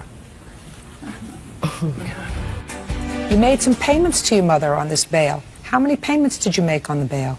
I gave her a couple $100. Just answer my question. I gave her a couple $100. $200. Yes, ma'am. Is that what he gave you? He actually paid it to the bonds company. How much does he still owe? When you paid off the entire amount? $1,350. Okay, so these are my questions, Mr. Stephan. When you forged those checks with your buddy and got some cash, whatever it was, $1,500, did you buy anything for your mother? No, ma'am. Did you buy anything for your grandmother? No, ma'am. Did you give your mother any money? No, ma'am. Did you give your grandmother any money? No, ma'am. Did your mother get any enjoyment whatsoever from the proceeds of your forgery? No. Did she know or in any way help you forge those checks? No. So that when you got busted for check forgery, this was owing solely to your bad behavior, right? Yes, ma'am. Why should anybody else suffer for your bad behavior? They shouldn't. Great. Judgment for the plaintiff for the amount of $1,350. Thank you, Judge. Mitchell Carson is suing the mother of his child, Michelle Harris, and her husband, Todd Harris, for the return of attorney fees for a failed adoption. Mr. Carson, you and Mrs. Harris have a child together. How Correct, old is ma'am. that child? He's 8 years old, ma'am. Did you ever live with him? No. This is your claim. The mother of your child, Miss Harris, is married to Mr. Harris. They've been married for how long? 3 years, Your Honor. Do you have any children other than this child? Yes, 2. Your former girlfriend, you weren't married, is that right? And you spoke about the possibility of her husband adopting your son. And you thought about it for a while. Ultimately, you agreed that that might be a good idea. And you went ahead and hired a lawyer. She hired the lawyer. She said she has to petition the lawyer. You paid for the lawyer? I did because they said that they couldn't afford it. She subsequently changed her mind Correct. about the adoption, and you want that money back. Correct. Why did you change your mind about the adoption? We never did change our mind, Your Honor. We simply moved out of the area. I had been searching for work for a good 4 years and couldn't find anything but maybe temp work or part-time. We couldn't afford to take care of our children, so we started looking elsewhere for work, and Oregon had a great rate of employment, higher wages, lower cost of living, so we decided to move there and then pursue the adoption when we got settled. Mr. Carson, when was the last time you saw your son? I believe it was about 3 years ago. Why? We just had such a lack of communication together, and she lived about 100 miles away, and it just made it real difficult for us to communicate together. And that was probably a lot of my fault because I should have remained involved. Okay. But that's why we were the end result was the adoption. Mr. Carson, when was the last time you supported your son? I pay child support every month. How much do you pay? I pay $400 a month. Is he up to date in his child support? I think he's a little bit behind, but not much. I believe him when he says he pays child support. So you're not able to use this lawyer? Correct. What it ended up happening was I paid for the attorney, and then they sent me some documents, which I signed. It was just simple, one form that I had to sign to my release of interest or whatever you'd like to call it. Termination of parental rights. Correct. And then it was on her. And about 6 months later or so, I contacted her attorney, and her attorney had said at that point she hadn't spoken with her, had no contact with her at all, and actually at that moment said, you know, I don't even think she's going to do this. Which is fine. I don't. If she doesn't want to do the adoption, I mean, I'm completely capable and okay with paying child support, you know, till he's 18 years old. But when she came to me with the idea of doing the adoption, and I agreed to it, I thought in good faith, when she said they couldn't afford it, that I paid for it, that they would go through with it. And then I called her and asked her why she wasn't doing it. It was at that point that she said is because, you know, financially they couldn't do it. So they needed your child support to help support the household? Sure. Correct. And also at that point, I had contacted Michelle to find out what was going on, and then she told me she was moving. According to our document, she has to give me 30 days written notice of moving. I had no idea she was going to move until I contacted her to ask her what was happening. Well, that may be written into your contract. However, since you haven't seen your son in 3 years, it really doesn't make much difference. Mr. Harris, are you working now? No, not at the present time. Are you working now? Yes, I am, Your Honor. For whom? I work for a company that deals with clinical technology services for How much a do you hospital. earn? $15.25 an hour, and I support all 5 of us. No, you don't support all 5 of you. He helps support all. When was the last time your husband worked full-time? And I would where? say it was for a landscaping company in Olympia, and it was a year and a half, 2 years ago. I'm not sure of the exact date. Well, she says it's a year and a half, 2 years ago. Yeah, it's a year and a half, 2 years ago. Well, that's ridiculous. It's ridiculous. Why is that ridiculous? It's ridiculous not to work when you have 2 children. When did you move? We moved in March of '06. So you moved from, just a minute, so you moved from one place where he can't get a job for a year to another place, and now he's still not working. No, Doesn't that that's clue? not exactly correct. I worked for a company in Portland as a steam cleaner. I did that for 2.5 months.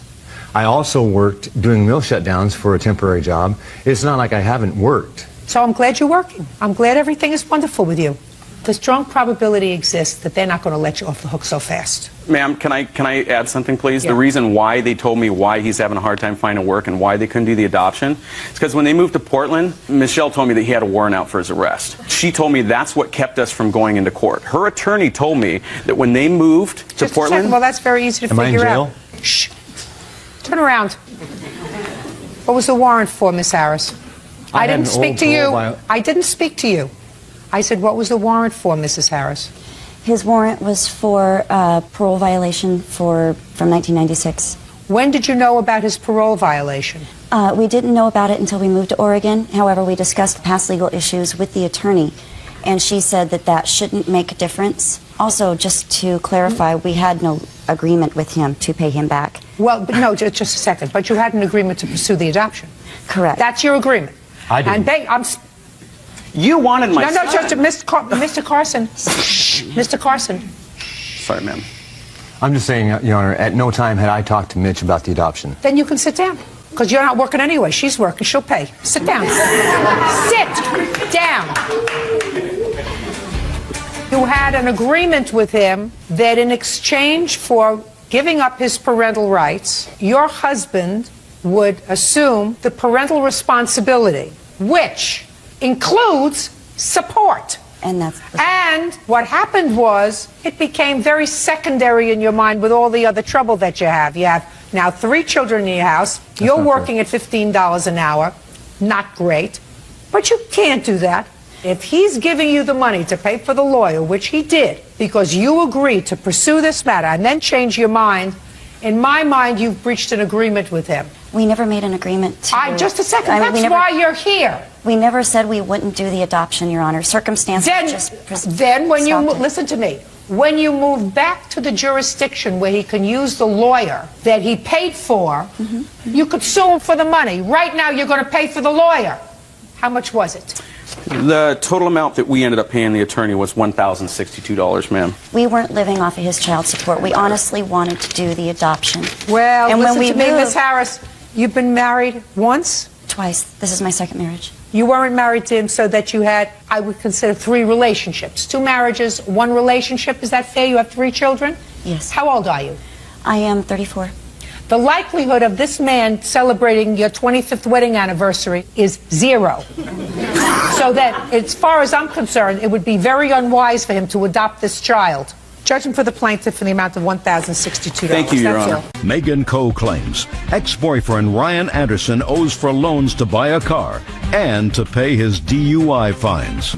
Mr. Anderson, you have this petrified look on your face. Oh, sir. I'm not petrified at all. Let's see what we can do about that. Okay. Miss Coe is a girlfriend of yours? Ex. Got it. I want you to listen very carefully. Put on your listening ears, Sorry. Mr. Anderson. Yes, Your Honor. I said Miss Coe was a girlfriend of yours, correct? Yes. And you knew her for a long time, but got into sort of a more committed relationship around 2003. Sometime, according to you, Miss Coe, in 2005, you loaned the defendant $2,000. Correct. Now you want that money back. That's right. Mr. Anderson says, never any discussion of paying you the money back? It was a gift? Correct. She gave you $2,000 when, Mr. Anderson? It was approximately September of 2005. Were you living together at the time? Yes, we were. What was the money for? Well, it was some fines that I had occurred What kind of fines? through the court system. What kind of fines? They were for DUI conviction. How much were the fines? Approximately $900. Did you pay any of the fines, sir? I had paid some previously, and those were the remaining balance. How much did you pay? The total fines were about $2,800. Is this the first DUI that you had had? I had 2 within a short period of time. That's why the fines were so high. Yes, ma'am. So you paid $2,100, $2,100, yes. You paid $2,100. The DUIs. I assume that you have something that's going to indicate that that's not the case. I'll look at it in a minute, Ms. Coe.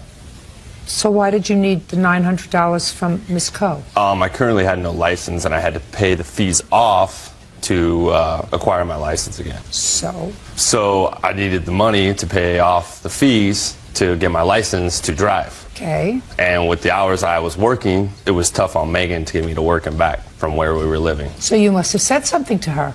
You actually said something to her, because otherwise she'd have to be clairvoyant to know that Well, you needed she was fully aware.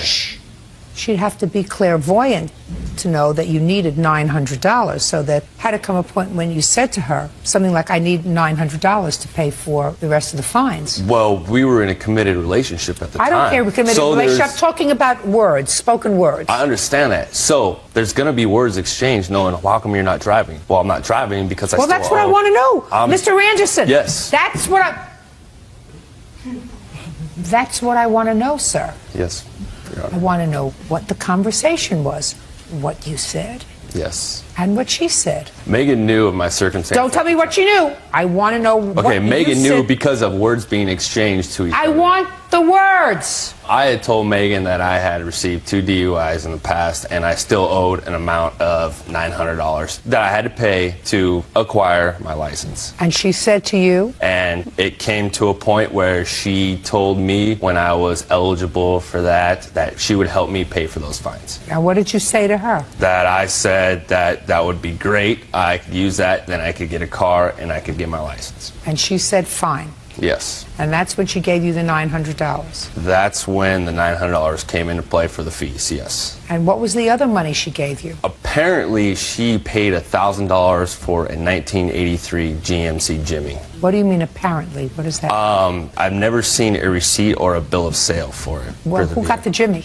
I drive the Jimmy. The registration's in my name. How did you get the car, sir? Megan knew somebody who was selling the vehicle, and she told me that she had given the gentleman $1,000 for the 1983 Jimmy. Okay, I never saw a bill of sale. And how did she give you the car? He drove the car to my house. I looked at it and said, okay, not a mechanic or anything, didn't look under the hood, didn't do any of that. Looked at it, it was in, good condition for a 1983, had low miles. It's like, all right, $1,000, that's a good deal. The book value is $1,500. No, that's not a problem. So she gave me the keys, went down as soon as I could with the fees paid, and got my license and got the car registered under my name. Okay, and that's the money? Yes. So it's $1,900? Approximately $1,900, yes. Go.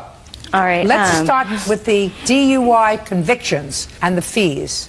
You were dying to tell me something. I have receipts for the payment of the fees, and it's over $900. I went and paid myself in cash, went to the courthouse for him because he had no transportation. Do you want to see them, the receipts? No, I believe it. He says that you paid them. Also, it was never a gift to him. It was fully intended to be a loan. I did it to help him out so he could get his license so I would not have to drive him around. Just tell me the conversation, madam. In September, he was eligible to get his license back. And so he was in the mix of trying to get his license back. He had these DUI fines that he needed to pay off. So I told him that I would loan him $900+ to pay off his DUI fines. And he would pay me back in monthly payments and with his January of 2006 tax refund. Okay, did he do that? No. So he didn't pay you back in January 2006. When did you and Mr. Anderson separate? January of 2006. Tell me how that came about. Well, Mr. Anderson's continuous to drink excessively and black out, verbally pretty much assault me and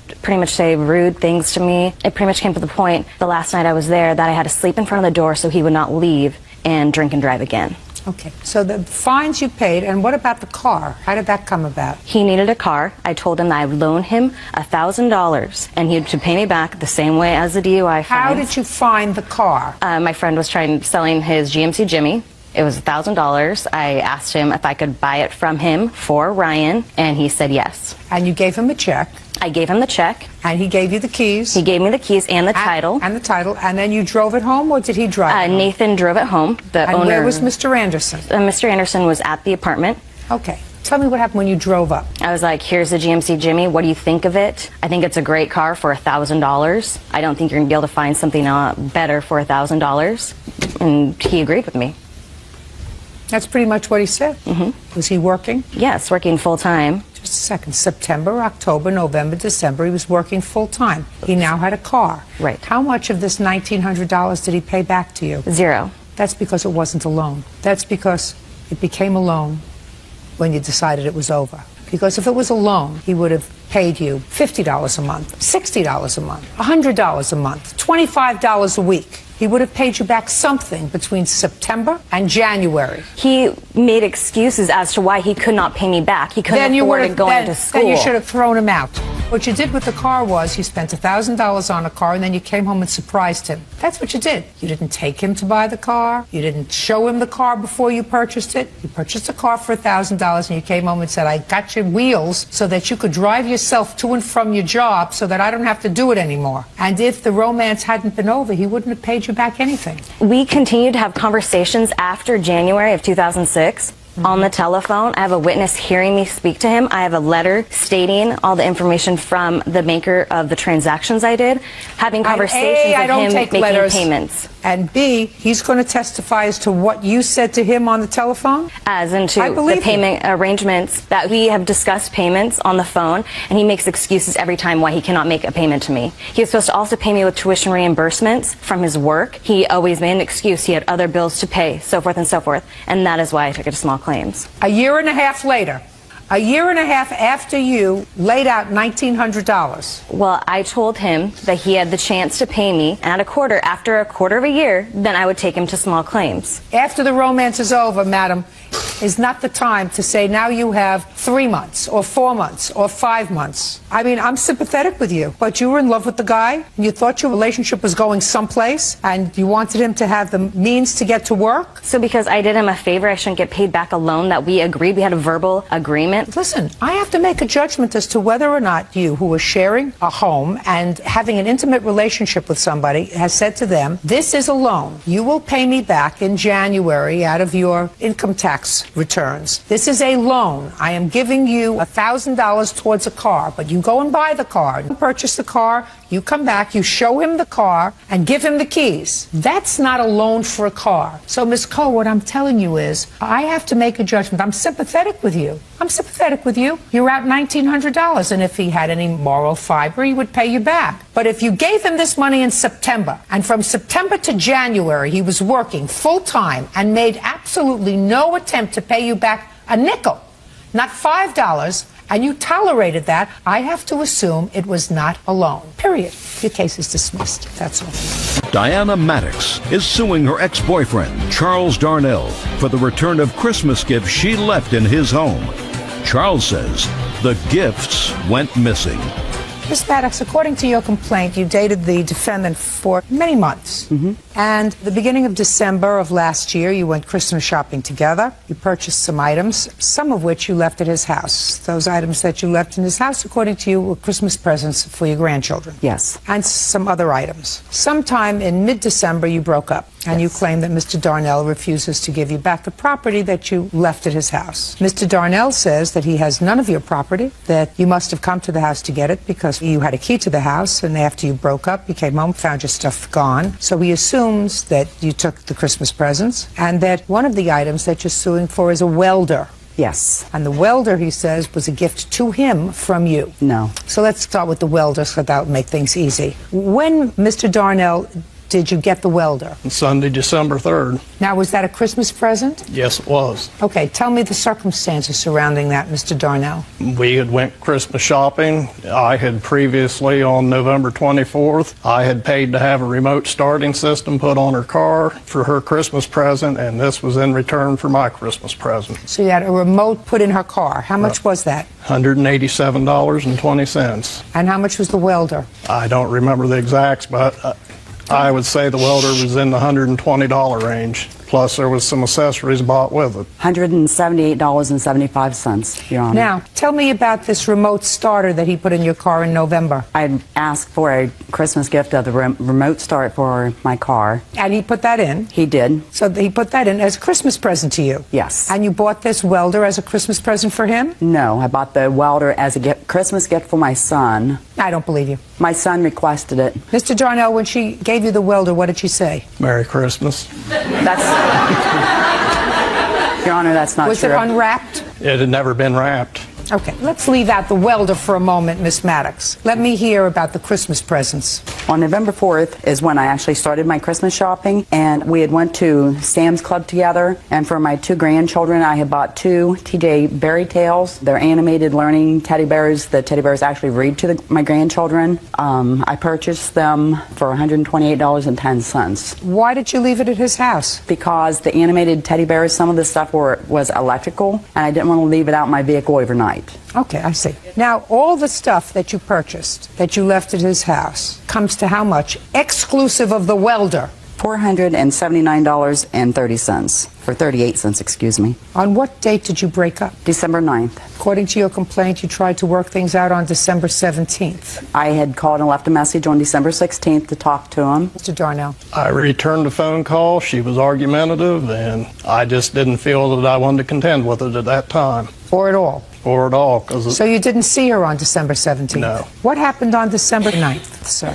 We was supposed to go to her job Christmas party that evening, which I had already been to my business and taken care of stuff, and I got a call back that I had to go back due to an equipment problem. I tried to get a hold of her for over an hour, and she couldn't be gotten a hold of, and I finally did get a hold of her and told her that I couldn't go to the Christmas party, and she become upset about it. So I just finally told her that I think we needed to part company. Okay. Now, at that time, these Christmas presents were at your house? Yes, they were. Where were they in the house? They were in the living room. And when did you find them missing, sir? December the 18th. Tell me about that. I got home from work at approximately 4 p.m. and I noticed the stuff was gone, and there was a few of her personal effects that was gone out of the bathroom. And what kind of personal items were in the bathroom? Basically just cosmetic stuff. And that was gone? Yes. Other than that, did she have anything else in your home? No. No clothes? No. So just the Christmas presents and some items in the bathroom? Correct. And that was gone? And when for the first time, Mr. Darnell, did Miss Maddox call you and say she wanted these Christmas presents? On Thursday, December 21st. Where did she reach you? She called me on my cell phone. And what did she say to you? That she wanted her belongings back, and I asked her how I can give something back that I don't have. And what did she say? She said I was a liar.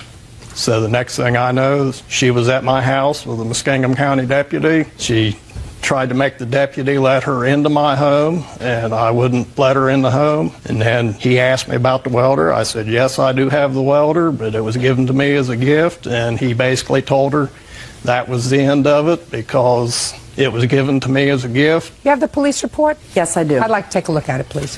It's not actually a report, it's a log where they showed up.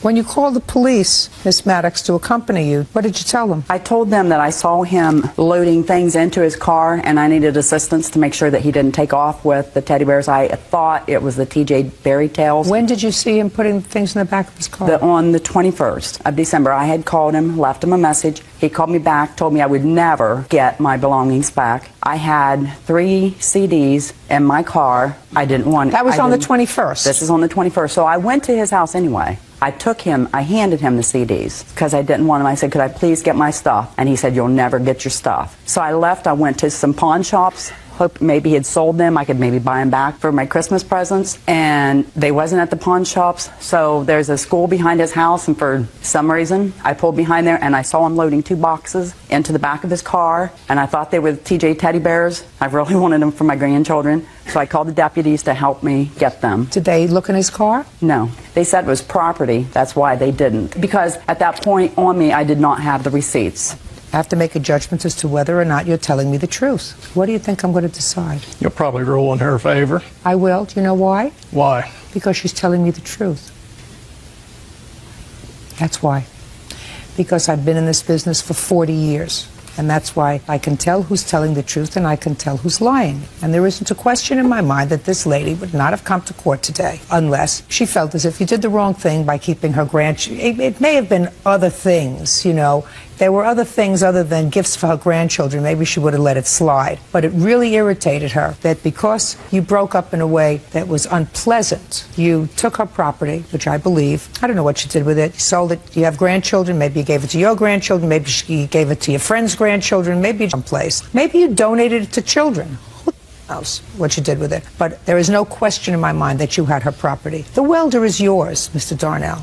I honestly believe you when you said to me that she gave you that as a quid pro quo for putting the starter in her car. And it was an early Christmas present, but not the toys. Judgment for the plaintiff in the amount of $479. That's all. Lisa Pelisek says former live-in boyfriend Franz Zygmuntovich owes for several items she purchased for his home. Ms. Pelisek, the defendant and you were involved in a relationship. You lived together in his home for a period of time. You claim that while you were there, you purchased some furniture for the home, put it on your credit card. The relationship didn't work out. You moved out. He kept the furniture. You're paying the bill. You want that credit card paid. Now, you have the furniture, right? Yes. And you're not paying the bill. I did pay some of it. But you're not paying it now. No. And you say that's all right because?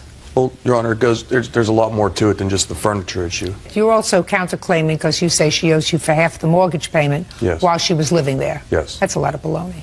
No, Your Honor. The way this all began was last year. My sister had reintroduced us at a birthday party I had. My sister. I don't need all that information, sir. We got together. She was married at the time. All of a sudden, she decides she's not happy with him. She wants to get out.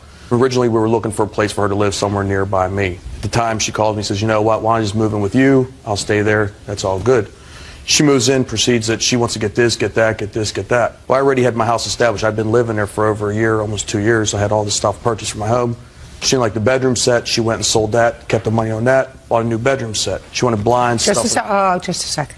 Let's get over this counterclaim first, because when I said that's a lot of baloney, I meant that's a lot of baloney. Because nowhere in your discussion with me, sir, did you say that when she moved in, she agreed to pay half your mortgage. Oh, I forgot to mention it. She Well, was yeah, getting... listen, if you start out with a fib, I don't believe what you say. Well, Do you I understand? didn't give you the whole... You didn't let me finish. Go ahead. Okay. Part of the thing was she was getting money from her husband, plus unemployment. She said she was going to help me out with stuff. I was also buying on my credit card items, tickets, concerts. I'm talking about rent. Let's get rid of the rent. Okay. You have a counterclaim for rent. Yes. I said to you that was a lot of baloney. You want to address the rent, sir. Okay. So far I've heard she was getting But she lived here alimony for- from her husband. She was getting unemployment. She said she would help you out. Well, part of the deal was she... No, look at me. Okay. Part of the deal was she was getting money. She said she was looking for a job and was going to help me out. If she's suing me for everything, then she never helped me out with anything. That's not a contract to pay half your mortgage. I never made a contract to pay her credit card Just either. a second. I'm talking about your counterclaim, sir. Okay. In order to have a landlord-tenant relationship, which is what you are suggesting to me, Okay. because that's what it was. You may have shared it.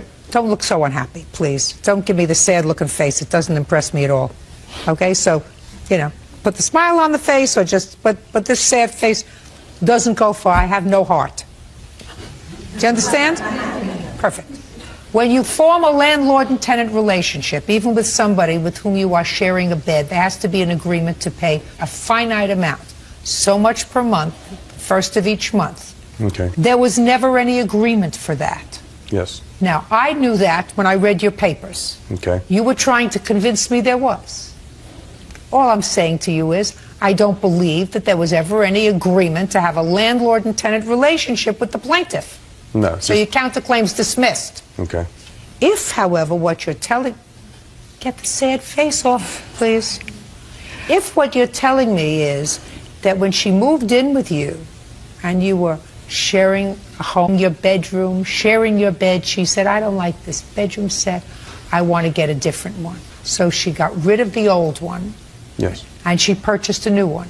Yes. And she kept the money from the one that she sold. Yes. Wouldn't you have been smarter to say to me at the beginning, no, we didn't have an agreement as far as rent is concerned? Because now I tend to doubt that, that she sold the bedroom set and kept the money. Is she going to tell me she kept the money? If she's not lying. Let's see.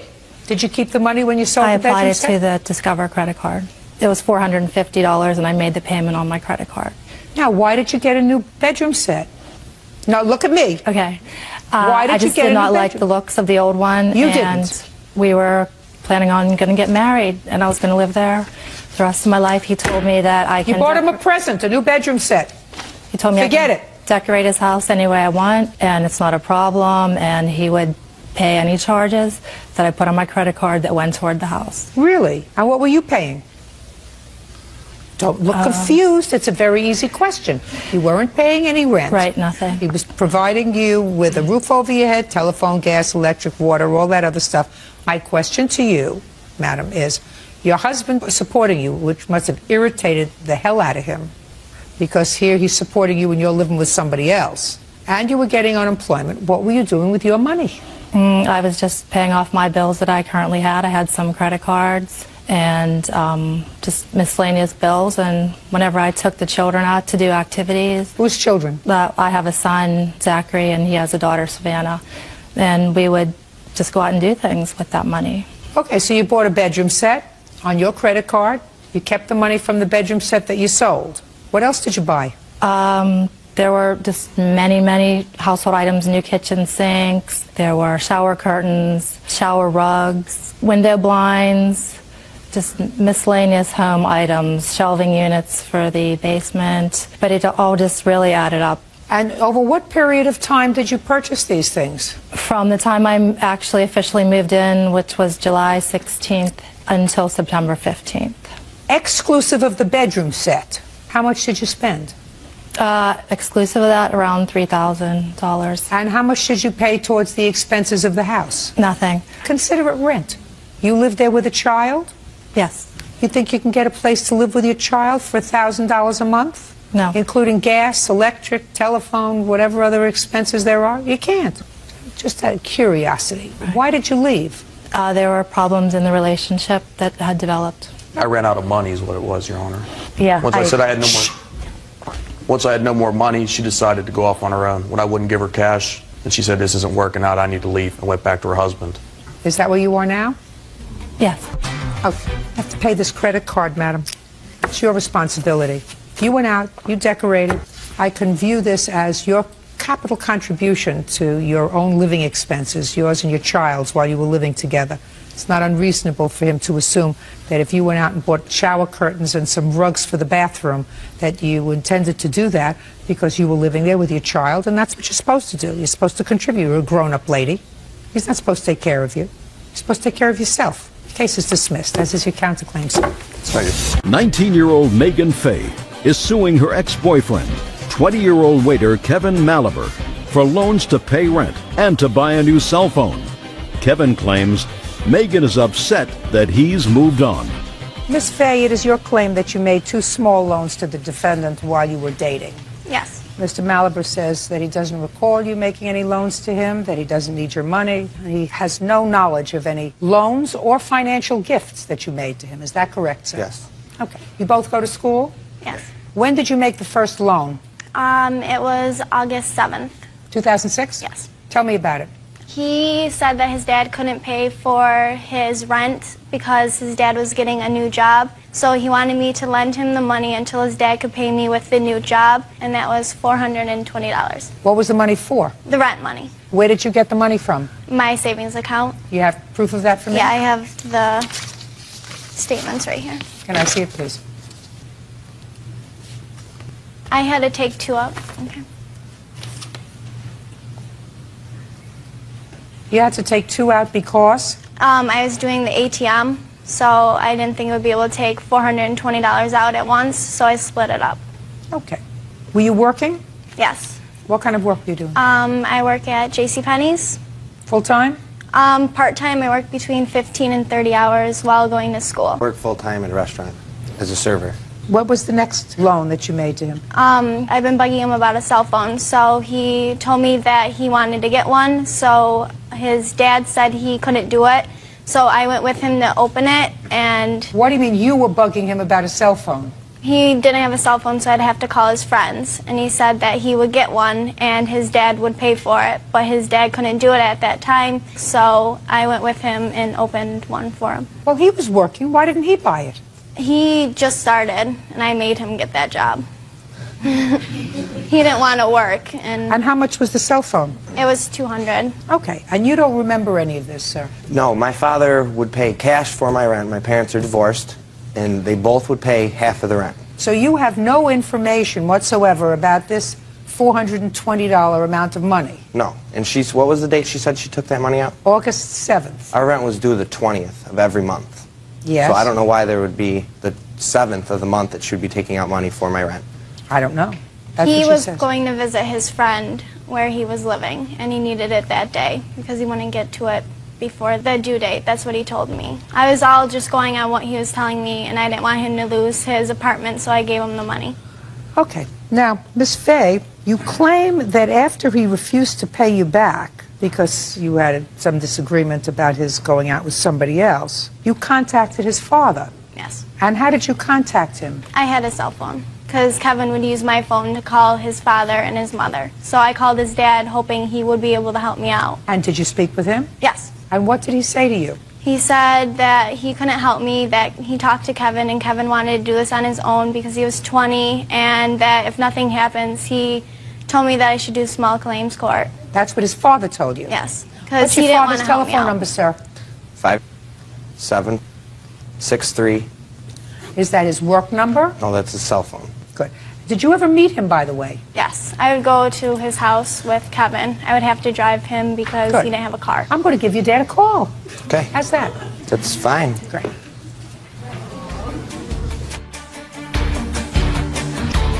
Mr.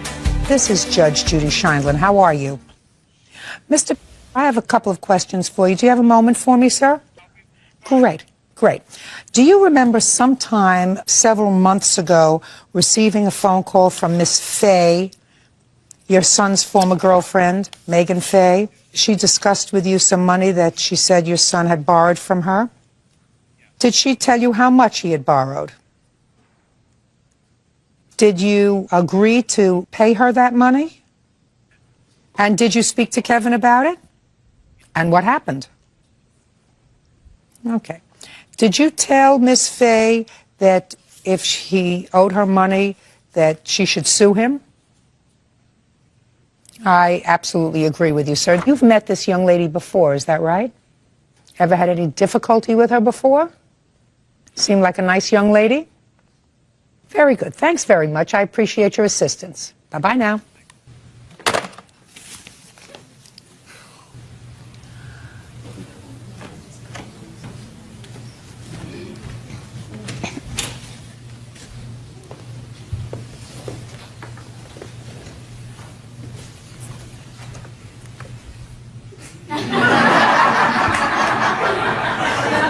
He said,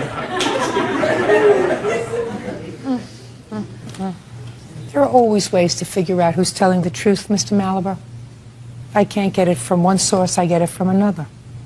Don't you feel foolish? 10 million people are going to know you're a liar. I'm not lying here. Yes, you are. What did he say?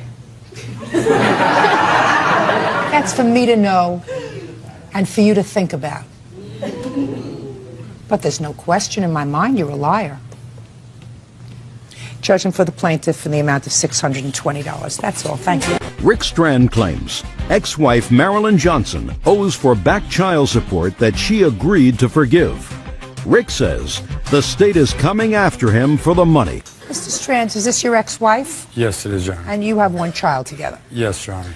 Your claim is that after you divorced, you were paying child support, not always consistently. Yes. And there came a time that your former wife remarried, and she approached you with the idea of asking you to relinquish your parental rights, allowing her husband to adopt your child, a girl, in exchange for forgiving the arrears that you owed her in child support. Yes, Your Honor. You thought about that and decided that that would be a good idea, After a period of time, yes, Your Honor. and did in fact go to court and relinquish your parental rights. I didn't go to court. I just went to the lawyer and signed off on the papers. When did you do that? I believe it was approximately June of 2005. So your parental rights were terminated. Yes, after the adoption was finalized. Your claim is the state is now coming against you for the $3,800 that you owed in back child support. Yes, Your Honor. And you say that they're doing that despite the fact that you had an agreement with Miss Johnson. Yes. So you want the $3,800 because lots of bad things have happened to you. Like what, sir? I've lost my driver's license and my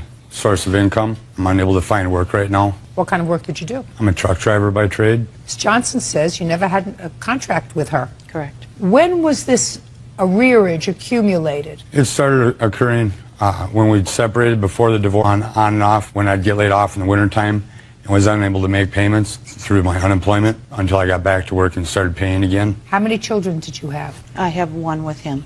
And how many others? 2 others. How old are they? They are now 22 and 20. So this was the only minor child? Correct. And what kind of work were you doing when you separated? I was working, I'm not certain, ma'am. Were you ever receiving any sort of public assistance? Yes, ma'am, I was. When? When we separated in 95. And how long were you receiving welfare? Till September of 96, I believe. I'm not certain. Subsequent to 1996, and you say you're not certain, so it could have been longer. Or shorter. Or shorter. Subsequent to that, were you ever receiving any sort of public assistance again? Yes. When? I don't recall the date, but I was receiving daycare assistance when I was working. And how much child support were you paying, Mr. Strand, when you were paying it? It started out at $200 a month, and through cost of living increases, it had gone up every 2 years. The last time that it got increased, it went up to $404 every month. Now, were you aware of the fact that your wife at that time and your daughter were receiving welfare? I was aware of the fact that they were getting daycare assistance, yes. Well, at some point she was getting welfare, and at some point she was getting daycare assistance, which is also another form of public assistance. And was it at that time that you were paying $200 a month? Yes, Your Honor. Were you always paying the $200 a month, or was that during the period of time when you were laid off, seasonally? I always paid it when I was working, and when I would get laid off or when I was in between jobs, I wasn't paying it. But when I did get back to work, I always made a point to either contact the county or my ex-wife or both right away to let them know where I was working so that it could continue to be collected. You understand, Mr. Strand, that this is your problem. Even if I believe that you had an agreement with your former wife that she would forgive the arrearages, she can't bind the state with regard to the arrearages. And if this $3,800 bill accumulated at a time when your daughter was receiving any sort of assistance, whether it be daycare or regular public assistance, she can't forgive that money. Your Honor, there was a separate amount that was owed to the state and an amount that was owed to my ex-wife as the custodial parent. The part that was owed to the state has already been taken care of a long time ago. Is that right? Yes, Your Honor. When was that? That was taken care of when I filed bankruptcy last October. It was a sum of $1,100, and I was able to put that onto my bankruptcy. So the $3,800... So the state's never been paid? No, the state was paid while I was paying child support. So much would go to my ex-wife, and so much would go towards what was owed to the state. I thought you said that money was discharged in bankruptcy. Not all of it, just what was owed at the time that I filed my bankruptcy. Yes. So the state did not get their $1,100. You had it discharged in bankruptcy. Yes. Why didn't you add this money? Because you're not allowed in the state of Minnesota to discharge child support until it gets turned over to your ex-wife or to collections as a debt owed. Now, why, Miss Johnson, do you think that your former husband agreed to terminate his parental rights? Your Honor, I believe that he looked at her as a dollar sign, and he was never keeping employment nor paying his bills, and he just felt that this was an easy way to get out of his obligation. Well, you asked him to do that. I suggested it, yes. No, you asked him to do that. You approached him. He wouldn't think about that. You approached him. And what did you say when you approached him? I just said that you are not being a very good father. My husband is willing to adopt our daughter. If you sign over your rights, I will consider it. Consider what? That I could sign off if it was... if it was what? If I was able to.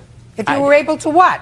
Sign it off. Sign what off? The back child support. Well, why can't you? If the state's been paid, you can sign off the back child support. Because I don't choose to. But you made an agreement to do that, madam. No, I did not. Oh, yes, you did. I don't believe that under those circumstances he would have gone to your lawyer. By the way, who paid his lawyer? I don't know, ma'am. I didn't have a lawyer, Your Honor. Whose lawyer did you go to? Mine. I went to her lawyer to sign. Oh, so you went to her lawyer. Yes. Made an appointment for him to go to see your lawyer. He made an appointment, yes. Who you paid? Yes. Miss Johnson, I don't believe you. And I have to make a judgment. You want to try to convince me that you didn't make an agreement with him and not give me this answer I choose not to? Come on. He was just not paying his child support, Your Honor. So you said to him, I'll forgive your child support if you sign over your parental rights. No, I did not. I said my husband has an interest in being my daughter's father, and if you would sign off, he says, could we then forgive that child support? And I said, we'll talk about it. But no, I don't believe that. That's a lie. That's a lie. So, the two of you signed an agreement when you came here. It was a binding arbitration. Is that correct? Yes. I will draft an order to the state. What state? State of Minnesota. that I have determined after a hearing that you agreed to vacate any child support arrears that were owing to you in exchange for his agreement to terminate his parental rights and allow your husband to adopt the child. That is my finding. Do you understand? Yes, ma'am. Thank you very much. That's all. Store owner Daniel Alvarez is suing his customer, Carmen Burgos, for cashing a counterfeit check at his store. Carmen says she was the victim of an internet scam. Mr. Alvarez, what kind of store do you have, sir? I have a general store. We sell music, we cash checks, we sell satellite. It's a little bit of everything. The defendant was a customer of yours? A regular customer. She had been there at least 4 or 5 occasions cashing checks. And you charge a fee for that? Yes, we do. According to your complaint, sir, she came in with a check, which you cashed for her. Correct. And it turned out to be a bad check. Yes. And your bank withdrew the money from your account. You want her to compensate you for the check. That is correct. Ms. Burgos says it was a bad check. She was conned with this check, and she's sorry that you're out the money, but it's not her fault. It's the fault of the people who scammed her. That's her defense. Is that correct? Yes, Ms. Your Burgos? Honor. I shouldn't So be I want held you to liable tell for it. What? I shouldn't be held liable for it because I had Ms. the Burgos. evidence. Yes. Let's start from the beginning. Where did you get this check from? It was mailed to me. From an employer?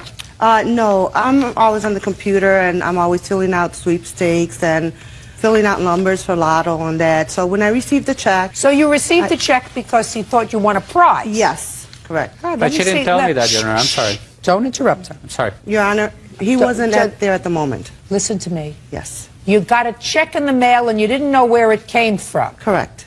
Yes, I thought so it was you thought a maybe sweepstakes. that you had played around with on the computer? Yes, correct. You have a copy of the letter? Yes, I do. I'd like to take a look at it.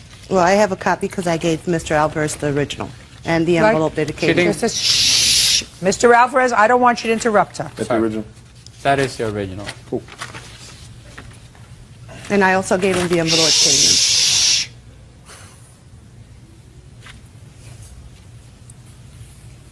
Now, this letter says that you won the North American Ballot Sweepstakes. Correct. And it tells you to call Debbie Baum in Canada. Yes, Your Honor, and that's who I called. Just for my own information, when you called her, what is it that you claim she said to you? Well, I called her because at first I'm like, well... Joe, tell me. Just answer my question. I asked her about that I had received a check for a sweepstake for the sum of $2,900. And she told me yes, and I told her what it says here for processing. She goes, oh, no, that's no problem. You could go ahead and change. That's part of what you have won. There's 72 people that are in I with read the it letter. There's 72 people that are going to share in $1.8 million. Right, and that's just the beginning of it, so you could go ahead and cash it. Cash So it. that's right. Fine. I went to Do you have a Mr. copy of the check? Yes, I have I'd the like original. to see it. Oh, you have the original? Yes. Love the bank to see returned it to me. Love to see it. Shh. So you took the check into him? Yes, correct. To cash? Yes. Like I've taken other checks. State Employees Credit Union of Maryland, Inc. Well, I have to tell you, this certainly looks like, to my untrained eye, an official kind of check. Correct. That's why I went to him and I cashed it. Miss Burgos, I got it. You thought you woke up and it was your lucky day? Yes, correct. Bird, take a look at this. An interesting looking check? Right? Oh, it even says official check. It even says Correct. official That's check. why I And, just a minute, and they don't even ask you to do anything, like Correct. send them That's back why- half in this letter. That's why I was like... Don't, I'm speaking, don't bother me. They don't even ask you to send back half. You know, sometimes say, send us $500 as a processing fee, and they just say, here's your $2,900. Does it back? Yeah, she signed it, and it came back that it was suspected counterfeit. In any event, you gave her the money. Yes, I did. You have proof of that?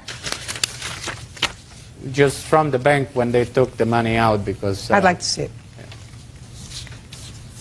Now, when you were notified by the bank, Right. yeah, they charged your account for $29.50. Correct. Okay. Now, when did you cash the check for her? On what date? Around the 14th of November. And the bank returned the check to you when? They didn't return it until the 20th or 21st, but they notified me 2 days later. First So they on the notified me. 16th. Correct. And when did you I'm sorry, Your Honor, notify? it was after that. Stop talking out! This is not a tea party! Now, When did you notify Miss Burgos? That same day. On the 16th, Exactly. 2 days later. Exactly. How did you notify her? I called her son-in-law because I know her son-in-law very well, and I called him up and I asked him to bring her over. And when did he bring her over? That same day. On the 16th? Exactly. Okay, now tell me on the 16th what you said to her. And what she I said told to her, Miss Burgos, this check has returned counterfeit from the bank. And she said to you? I didn't know. And she produced this letter. Good.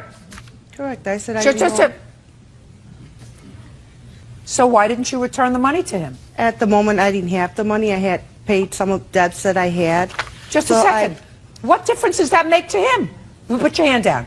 First of all, it's 2 days later. It's not 2 days later, Your Honor. It was more than 2 days How later. many days? It was about 4 or 5 days later. 4 days. Show me what debts you paid. Well, I had some medical bills that I had to pay, so I went Just a ahead. second. So you paid your medical Sure. bills. Medical was bills. like- What else?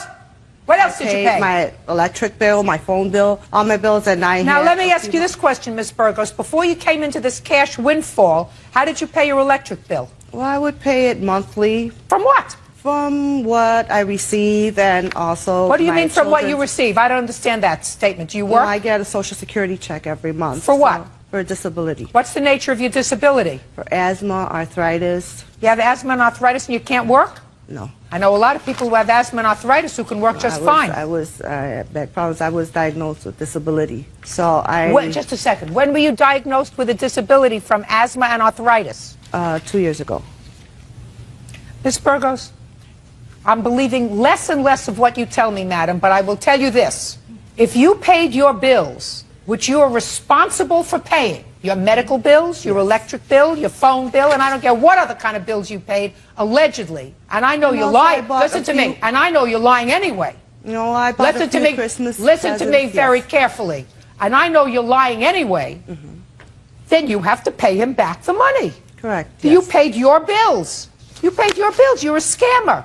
She told me Let me right- ask you this question. Who do you live with? I live with my son and my daughter. How old are they? My daughter's 22 and my son is 19. And what does your daughter do for a living? She works. And my son And your also. son? He works. Works. They're the ones that help me with all the bills. Because you don't work? Yes. Because of your asthma?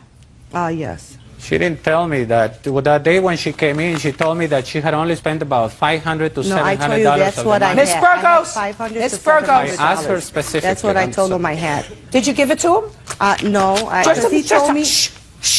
So why did you spend that money instead of giving it back to him? Well, I didn't have it on me at that time. Why didn't you go home and get it? The gentleman told me, Mr. Alvarez told me that he was going to send that letter, the letter from that they had That is received not to true. the bank. Yes, it is, Mr. Alvarez. Just that a second. he was going So to take what? that If letter there's a to the question, bank. listen to me.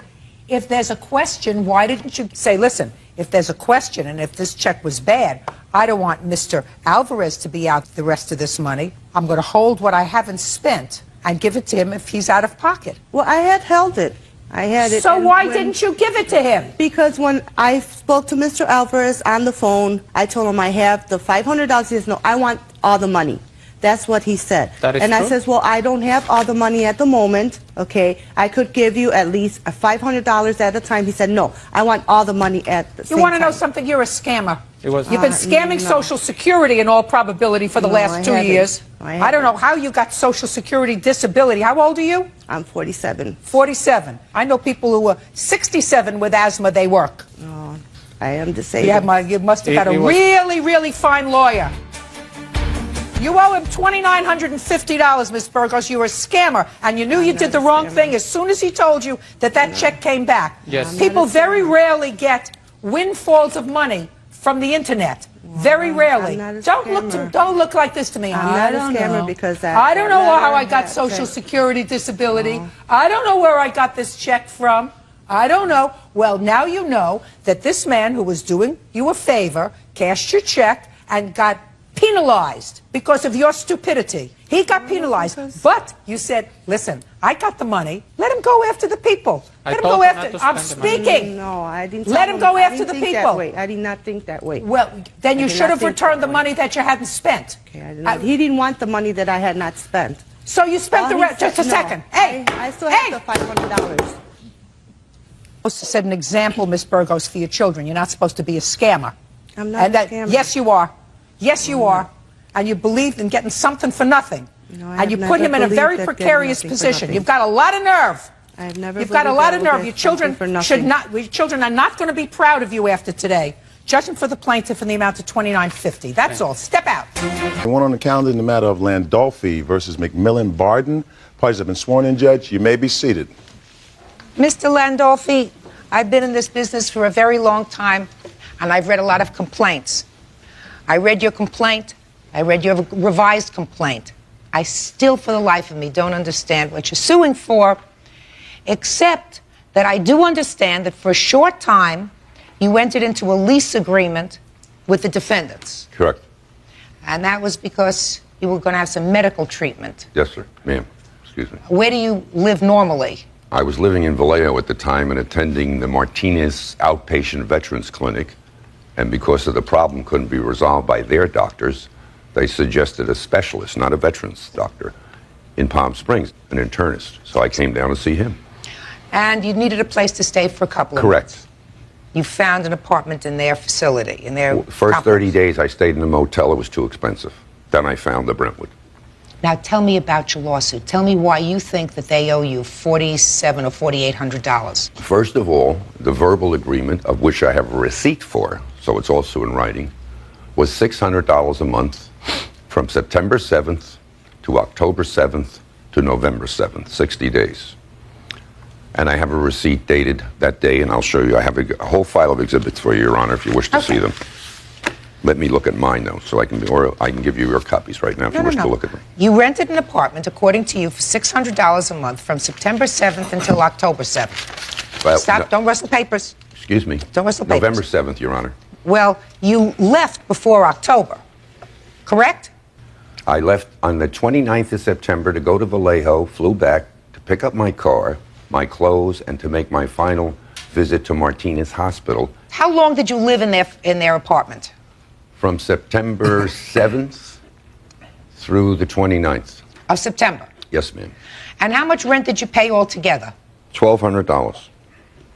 You paid $1,200. Yes, ma'am. Did you get any back? I got $400 back. When did you get the $400 back? I told her in writing on September 27th, here is the balance of $500, which brings the apartment rental to November 7th. And they only take cash, no checks, no credit cards. And I put 3 items. Please ask the maid to clean up. She hasn't cleaned anything. Did I ask you a question? I Yes, said, ma'am. when did you get the $400 back? I got the $400 back after that note, and I got the $400 back on 9/29. So, you asked for a refund, and you got a partial refund. Correct. So you asked for how much, sir? The rent from September 7th to October 7th is $600. They gave me $400 back. They still owed me $200 for the month of October. I paid October all in advance. I paid $700 for the month of October, Your Honor, and I have documentation to prove that. Please. You said you paid him $1,200 altogether. You got $400 back, which means from your hand to their hand ultimately was $800. Correct? Correct. All right. And you lived there for a month, and you said your rental I lived agreement... there. No, Your Honor, I did not live there for a month. I lived there from September 7th to September 29th when I went home to go to the hospital and get the rest of my clothes. Okay. I am assuming, sir, that for the purposes of argument, that's the month of September. So that's $600. For 3 weeks. Okay. Which means $200 owing. So you want to tell me why they owe you $5,000? Okay. They still owed me $100 from my $700 October payment. They owe me $145.53 because when I came back from the emergency treatment at the hospital on October 2nd, I walk into my apartment and there's a gray-haired gentleman with a Pennsylvania license plate on a new Cadillac sitting on my sofa, and both of us say simultaneously, "Who are you?" I said, "This is my apartment. I just rented this apartment." I said, "You can't. I have a lease till October 7th. It's now the 2nd. So I go see Miss Barden. She said, "Well, you left." I said, "I didn't leave. Where's my clothes? Where's everything?" "What clothes?" Wait a minute. I flew back to Vallejo to pick up my car and go to the hospital. I didn't carry it. I had 3 left shoes in me because I still can't. I haven't worn shoes on my right foot in six months now, 6.5 months. Where's my jacket? Where's my slacks? Where's my 3 pair of left shoes, my underwear, bathing suit, etc., etc.? Nothing was there. I said, "Where's the rest of my money?" She said, "Well, you didn't give me the key back." I said, "I forgot the key. They were on top of the TV." and you stole a telephone. I said, what are you talking about? You're not getting your money. So I claim 7 days rent at $20.79 a day comes to $145.53. The total now, with the 100 she still didn't give me, was $245.53. Using her exhibit, and I think Your Honor should look at this, it's her handwriting. Just would you get to the thousands? So far I'm hearing hundreds, sir. Okay. Get to the thousands. You have to forgive me, Your Honor. I got a touch of the flu. My brain is not as fast as it normally is. This lady claimed she was a nurse. The stress, harassment, this stuff, that stuff that she put me through continually came to my house after I filed the first small claims case, which I filed on November 18th, and she never accepted it. But she came speeding into my driveway with a car, nearly knocked the mobile home down that I was now renting, came at me, threw a punch. I'm proud to be a Marine lieutenant. I ducked, it hit my shoulder. She sped away at 30 miles an hour, and it's a 10-mile-an-hour park because a lot of seniors there walk around with walkers. So I call the police to file assault charges. I work with the DARE program with the police department, so I know all the cops. I tell them what's going on. They come back and they say, Don, she says you're throwing eggs and confetti and stuff all over her car. I said, don't be silly. Here's the small claims case. I just filed it 3-4 days ago. Stay away from her. She's crazy. If you want, get a restraining order. I said, forget it, Pete. I'll tell her to stay away from me. He said, we already told her don't cross the street. And that was the assault aspect. So I'm now charging $3,845, punitive due to the dire medical condition I was in, and she knew it. Because she saw me every day sitting at the pool, my feet raised, because the doctor said you got to get the blood going the other way. And she's a nurse, et cetera, which I'd love to know. I didn't understand the complaint when you wrote it, and I still don't understand it. Judge Judy will continue in a moment. I told him, you are the best from Budapest. He says, what? He probably believed I say you are the best. Real cases, real people. Judge Judy. 66-year-old Don Landolfi claims he has a refund coming from landlord Rod McMillan, and he was assaulted by apartment manager Greta Barden.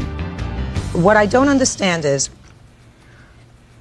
you were in the apartment for, assuming for the purposes of argument, for the month of September, at a rent, according to you, of $600 a month.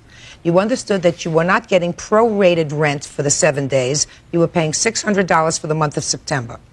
You paid, according to you, $1,200, which would have brought you up from September, when you moved in, until November 1st. 7th. Or November 7th. But something happened. I'll let them have their chance to explain to me what their version of the events was. Something happened, and when you came back from your trip, you found somebody else in the apartment. You had already, prior to that time, sir, asked for your money back. And you were already given $400 back before you took this plane ride home. Is that right? Semi-right. No, I'm always right. Before you took the plane ride home, they gave you back $400. That's what you just told me. Now, what did they give you the $400 back for? Because I had paid the whole month of October 7th to November 7th in advance. $700 I had paid. So, why did you ask them back for the rent? Because they wouldn't fix the electric plug, the TV didn't work. It said, I told her I will get out on October 7th, 1 month rental, yet I paid you for 2 months. So I wanted my $700 okay, back. Now I see. So, you left on September 29th, and you had already received back the $400. For October. For October. With the understanding that you were going to vacate the apartment by October 7th. Correct. Oh, now it's coming clear. I knew eventually we'd get to it. So when you came back on October 2nd, really just for the purposes of picking up your clothes or your things. And living there for 5 more days. And living there for 5 more days, you found somebody in there. Correct, ma'am. Okay. Now, when you left to go home on the 29th of September, who did you speak to and tell that you were going to be back on the 2nd of October? The manager of the complex, Greta Barden. Okay, Ms. Barden, you are the manager of this complex. Yes, ma'am. Now I'm getting to you. Did he tell you that he was coming back when he left on September 29th? He told me he was leaving, and that was it. that he was tired with the place. He demanded the money. I told him I will keep, because since he did not paint, then he had to pay for the electric bill, which was $106 plus. And then I told him I will return the other $100 when he returned the apartment key. I saw him moved out and he did not give me the key. But then when I went to look, and it seemed like he was gone, I found this in the door that it said, "My place until October 10th, stay out, note." Then I called the police. I asked Mr. Robert Hernandez from the SWAT team in Palm Springs came over. I said, "Sir, this gentleman has moved out and left this note there. What do I do?" So he knocked, and there was no response. Then I opened with the master key. He told me to stay out, not to walk in. He walked into the place, calling his name several times, loud, all around the place. All right. He came out and he told me I could go in then. Okay. He was paid through October 7th. Right. And you moved somebody in there on October 1st. I believe so. Okay. So you owe him for a week. Right. Excuse me, but the police told me since the place was vacant, because he checked with me the closet and everywhere, since the place was vacant, that apparently his clothes were warm. I don't care what the police told you. You know, if they wanted to be lawyers, they would have gone to law school instead of police school. What I'm telling you is you owe him a week. Right. Because you charged the other man for a whole month. Yes. Right? Yes. So you $1,000 a month. Shh. So you owe him for a week. Yes. Clarification. Note here, signed by him, says, "I'm leaving 7 days early, therefore my attorney as you," etc. Let me see. And our problem, he wanted to be reduced. All right, just a second. Let me see this. Well, here's our answer to that. This is the answer. Exhibit 12, Your Honor. My exhibit.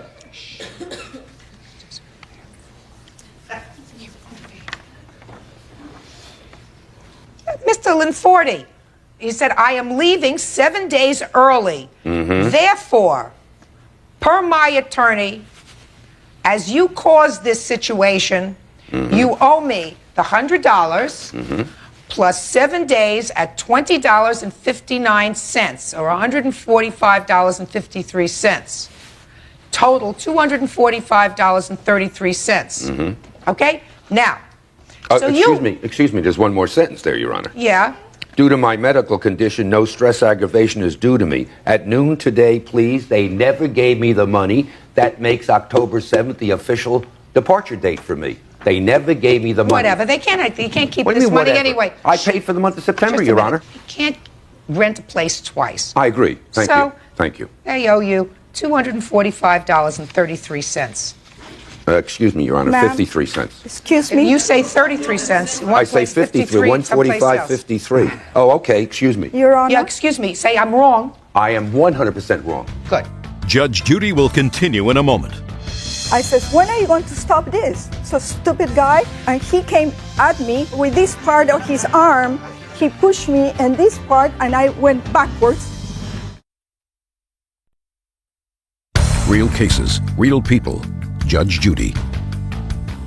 Don Landolfi says his former landlord, Rod McMillan, and apartment manager, Greta Barton, owe him a refund on his place. Listen to me. That's what you owe him. You can't rent a place twice. That's unfair. Now, let's get to this assault nonsense. Let's get to my clothes first. That's $700 worth of clothes, Your Honor. Just a minute. Was there anything in the apartment? No, ma'am. The police is a witness. He walked in there first, and I walked the second time with him. I'd like to see the There was police nothing, report. and it was the telephone gone, and it was a coffee maker gone, were all the lights on, the air conditioner full blast. There were the two TV sets on, and so all the electrical equipment was on. Was on. Plus, he took everything from the apartment, plus the telephone. Let's and get to the coffee assault, maker. please.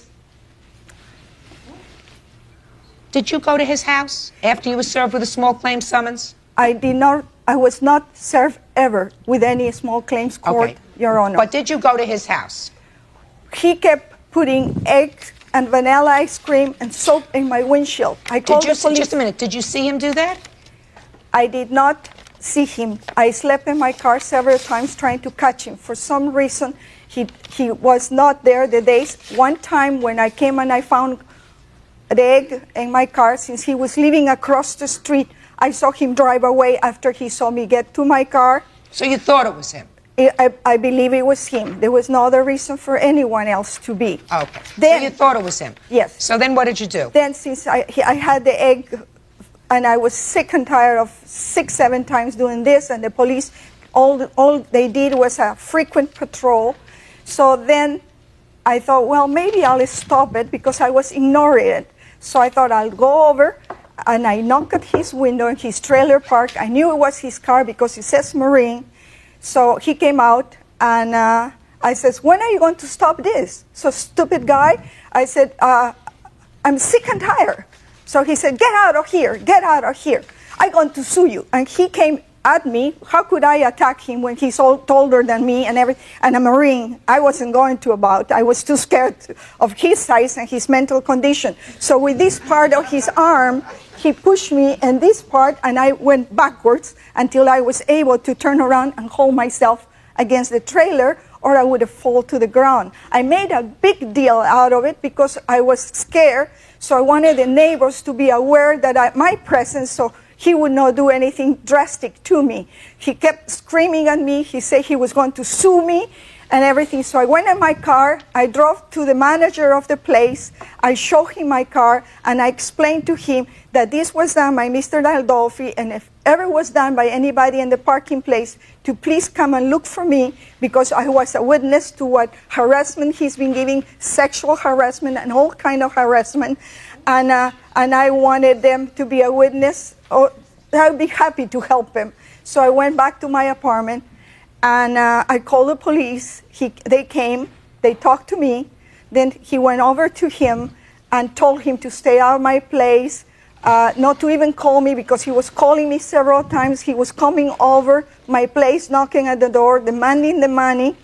I was one time at the lounge, and he came over me. I was not aware. He walked into the place, and he called me a bitch and insulted me, and he walked away because I told him there was no money coming to him. I had to call the locksmith. I had to. Okay. Okay. Does he still, what? There is a locked gate to that property. You can't get in unless you have a key to the lock. So It was everything unlocked she told during you. the day. May I finish, please? I can't use the word perjury. That's your decision. This lady is lying to Your Honor. Judge Judy is ready to rule.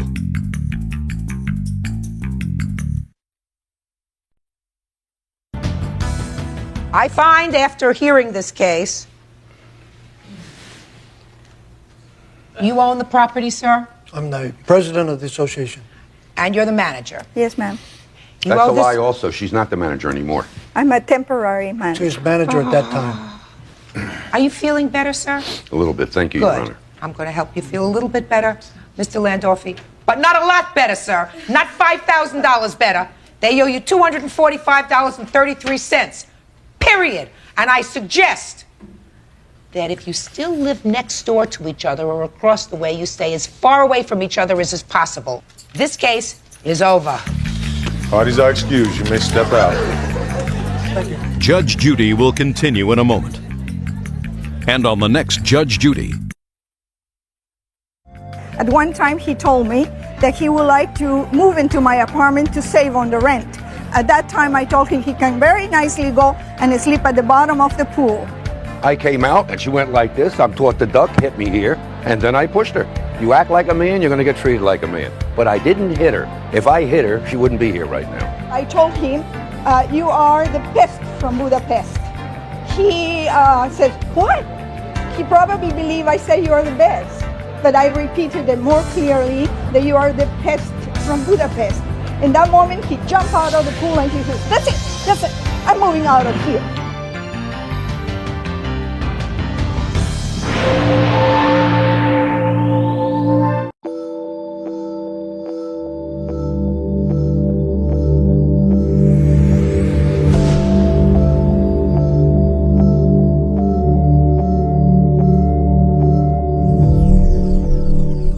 have it fixed. Yes, it did. Why don't you tell me how that happened? Well, first we started off at my friend's house, and we were going to go to the club that night. Who's we? Aggie, the defendant, and I, and Patty.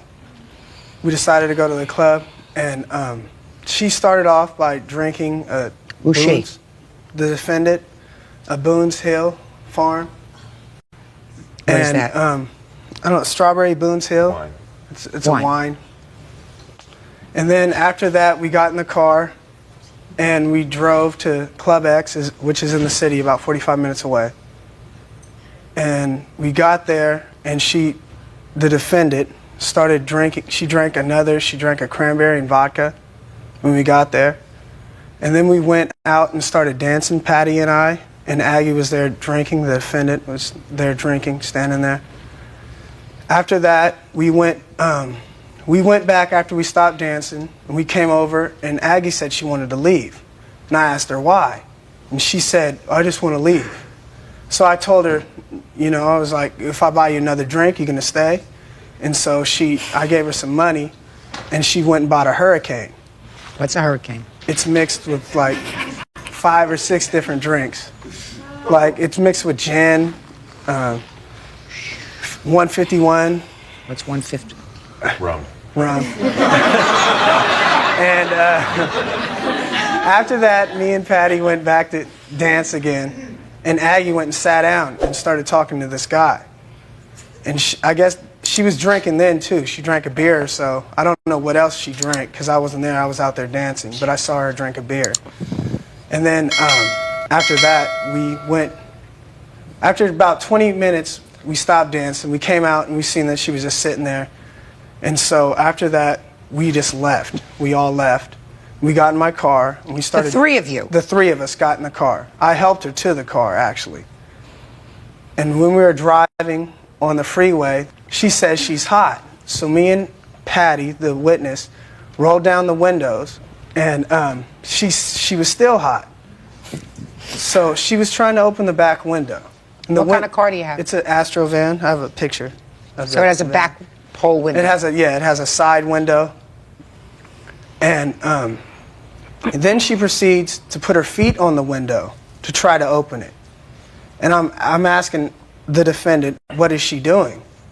And by this point, she's pressing on the window very, very hard. And I look back, and as she's doing that, pressing on the window with her feet, like bench pressing it, it breaks. And I went like this, and it was a loud sound, a very loud sound. And I'm all, Aggie, what did you do? And then after that, we drove back to Concord, and as on the way, there was glass all in the car. And I told Aggie more than, I'd say, 6 times to get out of the glass and stop playing with it, because she was playing with it with her hands. That's how intoxicated she was. And I told her to get out of the glass. And she passed out on the seat. So when we got back to Concord, she was telling me, I'm sorry. And I didn't yell, I didn't do anything, because I do that to some people, but we were best friends. So I didn't really understand why she did it, because there was no reason for her to do it. She did it, according to you, because she was drunk. Yeah. So you don't have to understand what happened. Mm-hmm. According to what the menu of alcohol that she imbibed during the course of that evening, she didn't know whether she was in the back of your car or in the Concorde. Mm-hmm. So how much did this window cost you? $206, and here's the receipt right here. All right, Aggie, let's hear your end of it. Well, Your Honor, just to put it blatantly, he did not see me do it. She did not see me do it. They did not hear me kick the window open. As far as I'm concerned, when the window shattered inside of the car, like he said, when you kick out a window, where does the glass go? It goes outside. There was bits of pieces Let's start out with the Hurricane. Sure. Not a problem. How old are you? 21. At least I was the only one that was 21 drinking. Yes, I didn't know. 21. Mm-hmm. You know how stupid women look when they get drunk? Sure. Do you have any idea of who are you? I'm her mother. Well, I'm sure your mother has told you. If she hasn't, she should have. You know, There's nothing more disgusting than a sloppy woman drunk. Sometimes I think sloppier than a man, but maybe that's just because I'm a woman. And if you're 21 years old and you have therefore a license to drink, doesn't mean you have to make a fool of yourself. Now, you were pretty sick. I read your papers. I mean, you felt pretty uncomfortable that evening after you had had so much to drink. Why did you drink until you felt sick? Why? Why? We were all drinking. I didn't ask a... Listen, I don't care about them. Okay. Why did you drink? Why did I drink? Until you got... I didn't get blotto. Sick. I didn't get sick. I did not get sick. We were drinking through the whole... We started drinking earlier when we went to Patty's house. We had a shot of E&J. Then we proceeded to go to another party. I was not at Patty's house. And then, well, no, you weren't there, but we drove to your house. And then we went to another You party. weren't Now even at sit my here and house. tell me there were so many people there. I did not feel too well at the time. That's what you wrote in your answer. That's right. I didn't feel well, but that doesn't mean that I was to the point where I would kick out somebody's window, causing no scrapes or anything on my leg. All right. There was no cause for me to do that. I tried to open the window, but there was no way I could open it because this window was off track in the first place. It was not off track. I had my legs propped up. Next to the window. Next to the window. So I could be more comfortable. The next thing I recall is glass shattering, flying inside the car. Let me see the bill.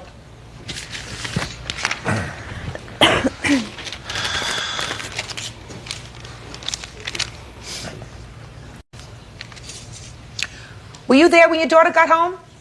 Yes, I was. Yes, I was. Now step up here. Tell me your name. Danuta. Does your daughter come home intoxicated often? No. But this isn't the first time. Not first. Judge Judy will continue in a moment. You know, when you're 21 years old, you're dumb and you do things that are stupid with alcohol. I don't know why people do that when they're young. And later today, You seem like a nice person. How a nice person can keep tasting their own foot, I'll never understand. real cases, real people. Judge Judy. Robert Campbell claims his former friend Augie Nalepsky was highly intoxicated when she broke the window in his van and wants her to pay for it. Augie denies breaking the window. Aggie, you're going to do what you want to do. You know, when you're 21 years old, you're dumb and you do things that are stupid with alcohol. I don't know why people do that when they're young. But I'm going to tell you this. Aside from looking terrible when you're 21 years old or when you're 20 years old or when you're 51 years old and you've had too much to drink, you were lucky this time that all you caused was a little damage to his car. I'm not going to play Sherlock Holmes. You're in that car. You're in the back of the car. You got your legs propped up against the glass. You're drunk. The window shatters. I don't need proof beyond a reasonable doubt that you're the one who caused it. All I need here is some evidence more than not that you caused the damage to the car. And I find that you did. So you owe him $206. Judgment for the plaintiff. That's all. Thank you. All right, this is our excuse. You may step out. No problem. You got the back door to your right. And now the next case. Party's on Floyd versus Kleiman. Step forward, please. Disc jockey Michael Floyd says party planner Denny Plyman stole his watch and broke their agreement for Michael to DJ at a gay disco. Mr. Floyd, you're a DJ. Yes, ma'am. You do that full-time, sir? No, ma'am. What do you do full-time? I'm an office manager. But Saturday nights or Sunday, you go and operate one of those machines that you have at parties and play music. Sometimes Friday, Saturday, Sunday. Okay. Mr. Plyman, you, sir, are a party planner. That's correct. And according to your complaint, sir, you are suing the defendant for breach of contract. You say that you had a contract to perform your services as a DJ for him, and he canceled that contract. So tell me about it. Yes, ma'am. We had an agreement to do. I was the head DJ. There would be one other DJ. Incorrect. Mr. Plyman, let's understand the ground rules. Okay. He talks, then you talk. All right. Then I decide. Go.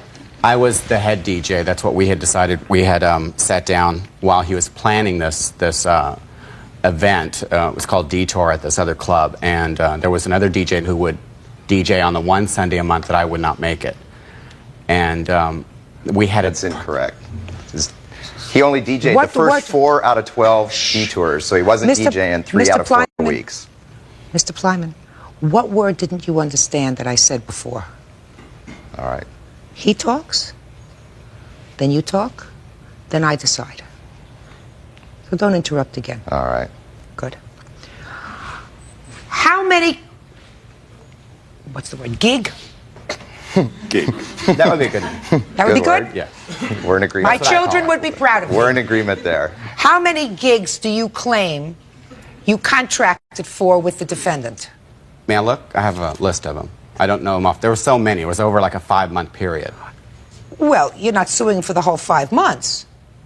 I'm suing for the ones that were canceled. How many did you actually perform? I think it was about a month or 2. 4. He has a problem. He really doesn't understand. I'm not going to penalize him because there must be a screw loose or something. I agree. Well, I've got the exact figure. It's 4. It's a very simple question. You'll tell me that in a minute, but right now, you see, I was focused on him, Mr. Plyman. Mr. Floyd, do you have a written contract with him? No, ma'am, we don't. Well, if you were going to have an employment contract that went beyond, say, a month or 2, it would seem to me that if you are in this business as a profession, even if it's a part-time profession, that you have something in writing. Wouldn't that sound right to you? Yes, ma'am. Normally I do. Yes. But Denny was my best friend, and I was helping him get a business started. Right. And I didn't feel that I needed that, but I do have from my date book that he and I sat down and booked these dates. Yes. So that's the only actual evidence that I have, and I'm just hoping that he will feel the need to tell the truth. Well, when you sat down and booked the events with him, what kind of parties were these, by the way, that you were booking? They're tea dances, which is a dance on Sunday afternoon. It's disco music. We do it at a country western bar, but once a week we do a regular disco fun music, not country music. And it's called a tea dance. It's called a tea dance. It's on Sunday afternoons. It No starts booze. at 5 o'clock. No, yeah, there's plenty of booze. Oh, so why do they call it a tea dance? That's the name for the booze. I can tell you why. Yes. It goes back a long time, about 20 years ago. People used to get together on a Sunday, and they would dish other people or tell the tea, gossip, and that's where it that goes. I understand. Right. That's where. Okay. After they've been to the beach all day, or who was with whoever the night before, and Okay, I things along got you. that So line. That's where the name the tea dance came from, and it escalated into where they'd have a DJ and there'd be dancing, and people would have to be having fun. Sounds like fun. It is. Now, you were running these things, so you were like a promoter. That's correct. It's my production. And I assume that you will agree, Mr. Plyman, that at the beginning, when you set up this process, you did in fact sit down with Mr. Floyd. You were good friends. We were. And say, we're going to do these for 6 months, That's right. and these are the Sundays. Is that right? That's correct. And it's one thing that's important to show is he's been paid for every service that he has performed. I don't think that he's questioning that. Okay. Is that right, sir? Yes, ma'am. I'm You not were questioning. paid each time that you went. Exactly. How much were you paid, by the way? Sometimes was $200, sometimes $230, sometimes $220. Well, actually, that's the only thing we do have an agreement on. We sat down and did make a written agreement on that, and what we paid him was $235, and I've got a copy of that. Can I see that, please? What that included was his services, and then I paid for him to take the Amtrak down to San Diego and back, and then I either paid for his lodging or he stayed at my home. Now, is this a writing that you entered into? Just take a look at That it. would be our agreement that we based on what we said. One of the other things that's important is he said in his opening that he was the head DJ. That's in his mind. Would you look at that, sir? I asked you a question. Mr. Plyman doesn't know where he is. I'm going to remind him of that in a minute. No, ma'am. This is not. Michael, Just a this was second. made up Mr. afterwards, Plyman, obviously. you never saw that before? No. That's a lie. We agreed to that. Well, that was just your a second. payment. Mr. Plyman, if you talk to him again, sir, I'm going to end this lawsuit. And so far you're winning, but you're coming so close to losing because you don't know when to shut up, that it's really very sad because a trial is supposed to be a search for the truth. When a litigant who seems to be winning keeps shooting himself in the foot and yet appears to be an intelligent man, I don't understand that. Judge Judy will continue in a moment. Mr. Plyman, I'm going to give you some really good advice, sir. when you try to take over Judge's playpen, you're always going to lose. Real cases, real people. Judge Judy. DJ Michael Floyd says party planner Denny Plyman broke their agreement for Michael to DJ at a gay disco. Denny claims he had every right to fire Michael and owes him nothing. Mr. Plyman, one of the problems with this, sir, is I'm going to tell you what that is. I'm not going to consider it. He says he's never seen it before. And if, in fact, this was your agreement and you're a businessman, what you should have done was you sign it and have him sign it. I understand that. But, Mr. Floyd, do you have any proof of any engagements that you actually turned down at or about the time that your agreement, not contract, but agreement with the defendant was terminated? Do I have any proof? Yes. Not with me, Your Honor. I had turned down San Diego Gay Pride because he told me that I was going to work for him for 2 events that he was doing. He was doing 4, I think, and I was going to do 2 of them. I had offered, when we first had our disagreement, he brought up the idea that, you know, as somewhat of a severance pay, that I pay him $200 to afford him like 2 weeks down the road. He had a date. And me being a new businessman, a small businessman, I thought, you know what, I really want to do the right thing here. So I thought about it a couple days, and then I called him back, and I said, you know, I would be happy to send you that $200, but I asked one thing. I said, I'm going to need you to sign an agreement. I finally clicked in and understood that I probably should have an agreement at this point in time, that this will be the end of our, I put the payment of $200 in 2 $200 increments will be paid by May 31st and is provided as a goodwill gesture by Denny Plyman, owner of Focus Events. This payment will finalize our working relationship and any monies due of this date. And it's at that point that he got all pissed off, like I didn't trust him because I felt like he would take me to court or something, and he wouldn't sign that. Now, he never saw this, but I read it to him over the phone because I was going to send it to him, have him sign it, and send it back to me, and then I would have sent him the money. That's also not entirely true, Your Honor. Well, not entirely true, but did you call and discuss with him some sort of solution to this problem? I attempted, he never did. I attempted on several occasions to call him at that point. How you could say I didn't attempt to make a solution is incredible. I have it written right here. That's not proof. That could have been written at any time. Mr. Floyd, he did in fact offer you a couple of $100s to resolve this issue. Yes, and at his suggestion. And he did.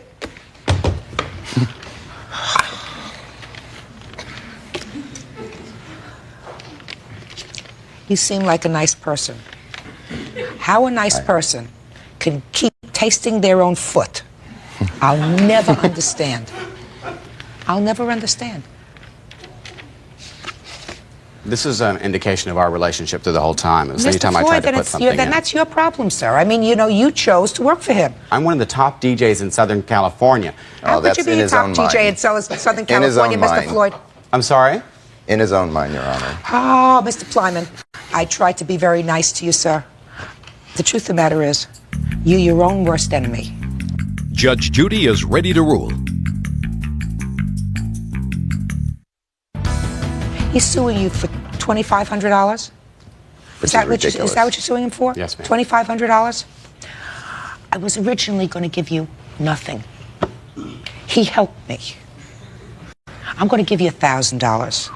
That takes care of 5 weeks' worth of work. Thank you, Your Honor. Do you understand? That's all. Parties are excused. You may step out. Out the back door to your right. Judge Judy will continue in a moment. And on the next Judge Judy. That's all I wanted. I wanted the truth to come out, and once again, his mouth got him in trouble. I had other DJs that I worked with also. You weren't the only game in town. I was the only DJ other than John that you ever used at that T-dance. That's incorrect. Since then, I've used 5 other DJs. Yeah, because you fired me. Who did you use before me? I'm glad. I hope I never have to see him again.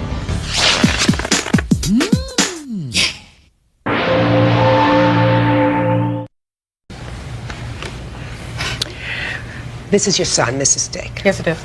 And Miss Martin, this is your son. Yes, it is. How lovely for you both. Miss Dick, you had a rental car.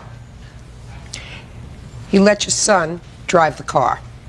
He was with his friends. My reading of these papers suggests to me that both of these idiots got drunk. He drove the car right into a pole. Right? Correct. You think his mom, because he's a minor, should pay for the damage to the car. Correct. His mom says that you know your son drinks, and you shouldn't have given him the car. That's your position. That's correct. So that you are not responsible for the damage. Right. Before I ask you two ladies to sit down, I'd like just for you to give me the bills for the car, and then I'm going to deal with the young men. This is the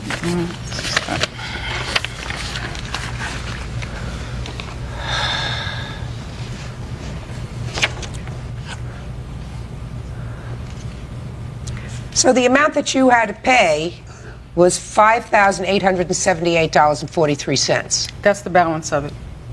My insurance paid $4,900. But this is just the balance. Correct. Why don't you two ladies have a seat for a moment? I'll ask you to come back in a moment. Your first name is what, sir? Paul. Paul. And yours? Jamal.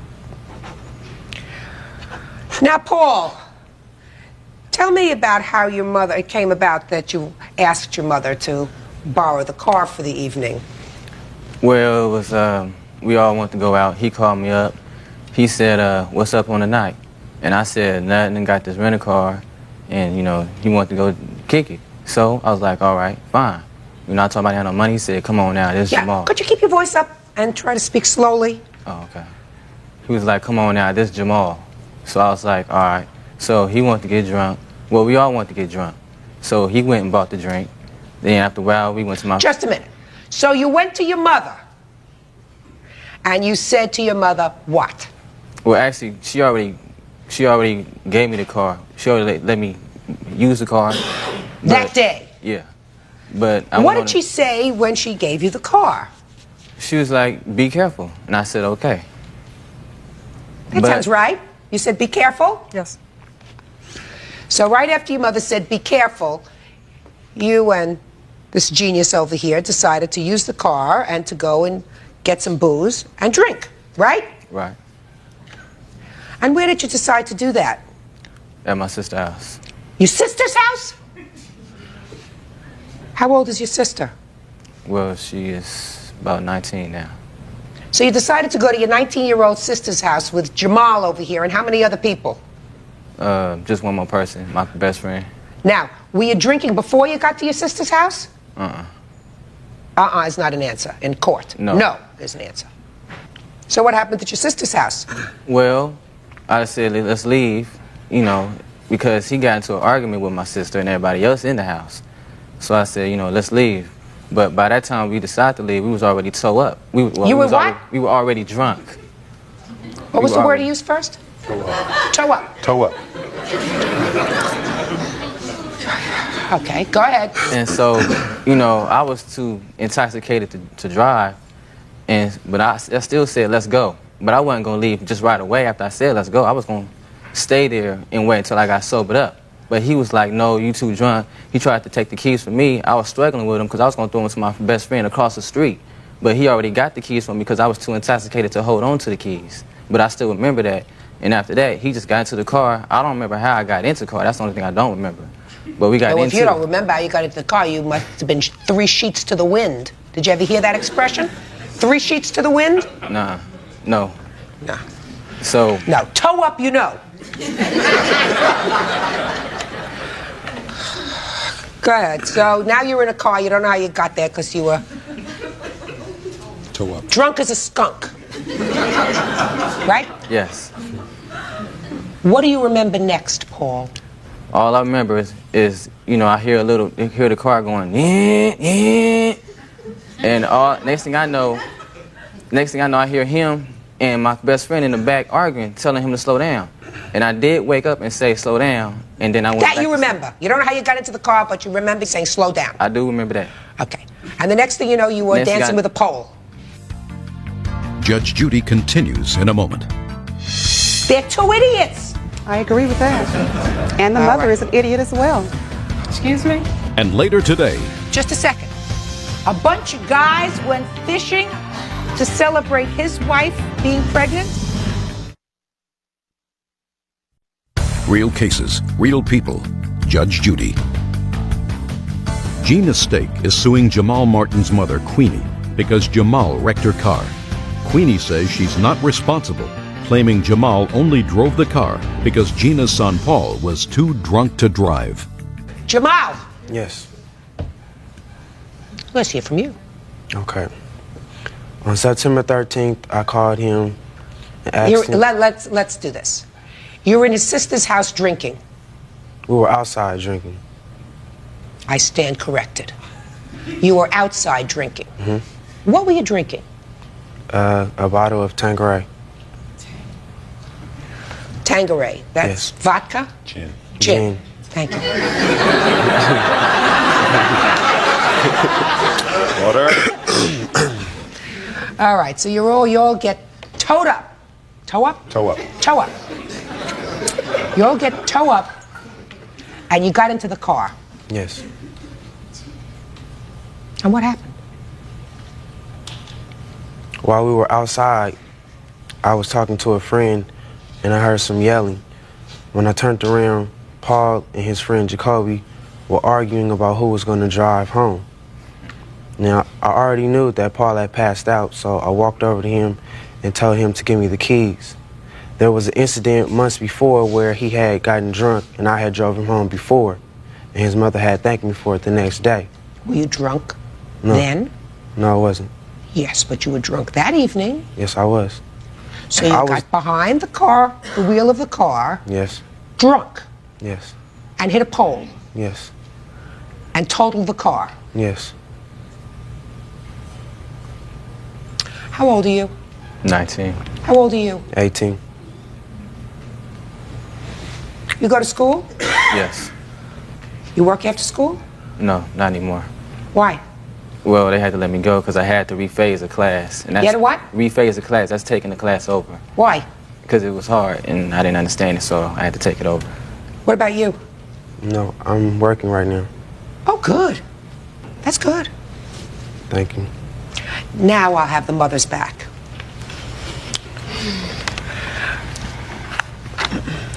Consider yourselves both really lucky.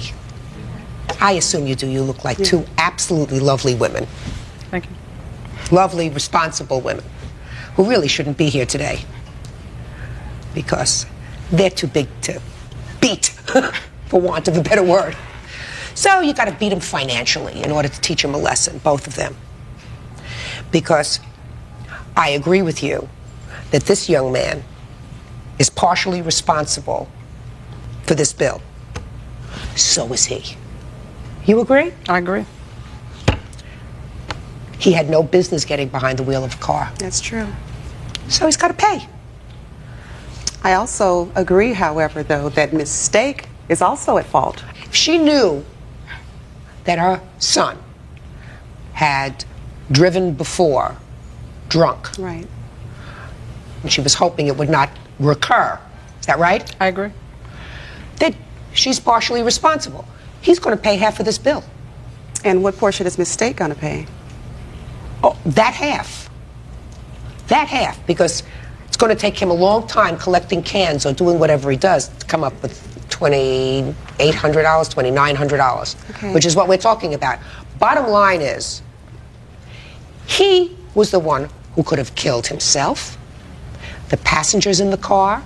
Instead of hitting a pole, he could have hit But who made someone crossing the street with their baby carriage This was instead 3 of a o'clock pole. in the morning. This was 3 o'clock in the morning. So what? Are you trying to make an excuse for him? No, I'm just saying that no Don't baby, make no one any in a baby excuse for carriage. him. I am not making an excuse. I So have if told it wasn't him. a baby carriage, if it was somebody But I coming home understand from a what you're 3 saying. o'clock shift working that was crossing the street that he could have killed because he's an idiot. Right, I understand that. All right, good. So let's not make any excuses. I don't like excuses for one's children. When they do something stupid, you're supposed to say, my kid did something stupid. And that's exactly what I'm saying, Your Honor. Perfect. Then he's going to But pay I'm also half. saying that I feel that my son was a minor at the time. Her son was over 18. Yes, I am responsible for my child. Her son, who was working at the time, is responsible for himself. Right. Now, she sent me a letter saying that to split the difference. I sent her a letter back saying, because I feel that you are at fault as well as your son and the other gentleman in the car, I feel that the greatest burden should be paid by her and the 3 boys should split the remaining difference. I see it differently. I see it big time differently, and I'm going to tell you why. But for the actions of your son, it is possible that that car would not have been driven that night. He didn't have to take the keys to the car and drive it. He could have said, I'm going back in the house and calling my mother and having her come and pick me up because I'm not going to drive this car while I'm drunk. If they want to act like fools and drive the car, that's none of my business. Then you wouldn't be standing here Exactly. today. Also- No, just a second. They're two idiots. I agree with that. And the All mother right. is an idiot as well. Excuse me? I'm saying, had she not commended him, her undermining what I'm teaching my child by saying, yes, Jamal, you did a good thing driving my son home when he was drunk, maybe he wouldn't have drove this time. I'm not making an excuse, but I'm saying... You are making an excuse, No, madam. I'm not. Judge Judy is ready to rule.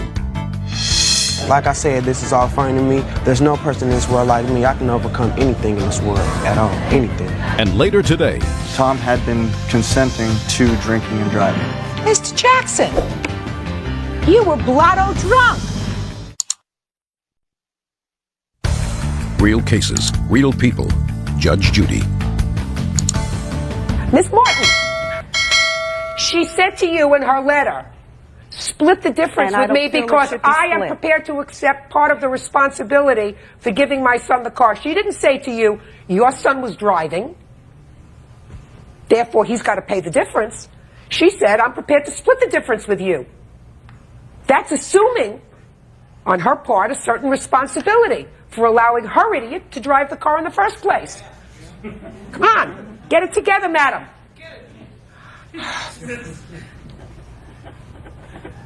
$2,900. Judgment for the plaintiff. Thank you, Your Honor. Parties are excused. You may step out. Out the back door to your right, please. The money, that's not nothing. I'm still going to live all my dreams and become the richest person in 5 years. So, I mean, it doesn't matter. Like I said, this is all funny to me. They can get their money all they want to. But once they see what I become in the future, I mean, they're going to feel bad because they're not a part of it. Well, there's somebody lying big time. Yeah, must be, because that's what he said. And it sure ain't me lying either. And now the next case. All parties on Heasley versus Jackson. Step forward, please. Tom Heasley is suing his former friend Clark Jackson for wrecking his truck during a drunken camping trip. Clark says Tom encouraged him to drive while intoxicated and should share the blame for the accident. Mr. Heasley, you and a few friends, including the defendant, went on a fishing vacation. Now, tell me about this fishing vacation. Who went on the fishing vacation? Jesse Mobley, who's my witness, I went, and Clark Jackson went. We decided to go up to Rock Creek Lake to do some trout fishing to celebrate Jesse's wife being pregnant. So Just a second. A bunch of guys went fishing to celebrate his wife being pregnant? he had the choice of what we were going to do. What's your name? Jesse Mobley. You must have a very understanding wife, Jesse. Oh, yeah. Lucky you. So you went trout fishing, got some liquor? We brought up some beer. Clark purchased a pony keg to bring up for the second Pony night. keg? Yeah, 5 gallons of alcohol for our last night there. Mr. Heasley, let's get to the truth of it. Everybody was pretty drunk, and he took your truck. The night he took my trunk, all of us had a decent amount of alcohol. Okay. Now, how did you get behind the wheel of this truck? Tell me about it. Well, Your Honor, we had gone up to the store the night before and gotten some firewood, and we went back to the campsite that night, and we drank a couple more beers, and we started a campfire. I went to sleep, and they burned all the firewood that night, 5 bundles of firewood. The next night, I went to go light another fire, and I realized there wasn't any firewood. And I said, well, I'll go get some. Tom, you want to go with me? And he said, no, I don't want to go. I asked Jesse. Jesse said, no, he doesn't want to go. So I said, okay, fine. I'll go get it myself. And you had been drinking? Yes, I had. It was a bad judgment error, and... Is that what happened? Not even close. So tell me your version of what happened. Clark jumped in the truck without permission before Jesse and I could protest from the back of the campsite, said, I'm going to the store, jumped in, and was gone. And I waited. This was the night where he had drank quite a bit. We all had, but none of us, Jesse and I were not anywhere near as drunk as Clark was. We weren't stumbling around the campsite. We weren't driving. Okay, so he jumped in the car, and then when was the next time you saw him? The next time I saw him was when I decided to put on my jacket and walk up to the store because he'd been gone for an hour and a half. I met the highway patrol coming down. It's documented here. They said, "Tom, your truck has been totaled. We're taking Clark down for DUI." Which they did. Which they did. Now, tell me about this truck that you have. It's an How old is it? It's an '88 Ford Bronco. I just purchased it for $4,900. You have proof of the purchase price of this truck for me? Yes. Can I have it, please? Now, Mr. Jackson, while I'm looking at that, sir, why do you feel as if you're not responsible for his truck? Basically, Your Honor, previously, well, the entire trip up there, Tom had been consenting to drinking and driving. Everywhere we went, we were drinking. On the way up there, Tom was sitting in the back seat of the Bronco handing us the alcohol. How old are you, sir? I am 22. Not true. There comes a point, sir, that you have to be totally and completely responsible for what you do. Yes, ma'am, I do understand that. But he did give me consent earlier that day by saying, "You are welcome to drive my truck anytime this weekend. You're a very good driver. I know you can handle it." Mr. Jackson, you were blotto drunk. Yes, ma'am, I do understand that. You mean you think he should have said to you, "You have permission to drive my truck unless you're blotto drunk"? Your Honor, there was never a point in time where that drinking and driving was an issue. Well, it was an issue when you wrecked his truck. Judge Judy is ready to rule. 28-year-old Tom Heasley says while on a camping trip with his buddies, Clark Jackson wrecked his truck. You destroyed his truck. Were you able to salvage any part of it? None of all the salvage fees went for the tow fee, $1,000 to have it towed out of the canyon. Where And you Clark had no parked it. insurance? Just minimal insurance. What kind of, what's minimal? Look at me, sir. Okay. What kind of minimal insurance? Just theft and collision. Did your insurance pay No, anything not- towards the car, not is a what I dime. want to know. Not a dime. I did not receive a dime. What was your blood alcohol on that day, sir? Ma'am, it was .14. So did you plead guilty to DUI? I am in the process, yes. Okay. Easy. Don't drink and drive. Yes, ma'am. And if you're 22 years old and old enough to get behind the wheel of a car, that you have to know. Don't blame anybody else. It's nobody else's fault but yours. You get behind the wheel of a car and you're drunk, you're just lucky you didn't kill yourself or, more importantly, somebody else. Yes, Judgment in this case is for the plaintiff in the amount of $4,900. That's all. Parties are excused. You may step out. Back over to you right now. Judge Judy continues in a moment. And on the next Judge Judy, I thought I had pretty good friends for a minute. I wanted to try and pay for the truck to salvage our friendship, but as you can tell, it wasn't possible. I had a really good friend over here, Jesse Mobley, basically ruined my life.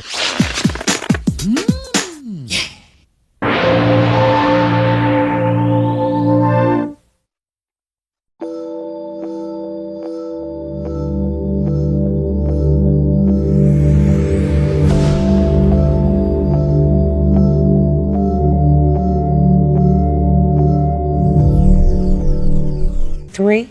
Yes, ma'am. That's very dumb. It's a lesson well learned. Because in addition to everything else, it's a felony. Right? Yes. Now, Miss Atkinson, this is your mother? Mm-hmm.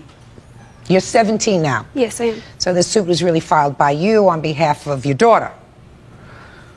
You say that you loaned him money. Loaned him $2,000. For what? Repairs on his pickup truck. Bills that I paid for him. Like what? Gas and power. Very, very, very often he would take me to the bank to get $20 out so he could get back and forth to work for a night. I have a copy of all my bank receipts for the time that we were dating. Where did you meet him? He is an old friend of mine's boyfriend's brother.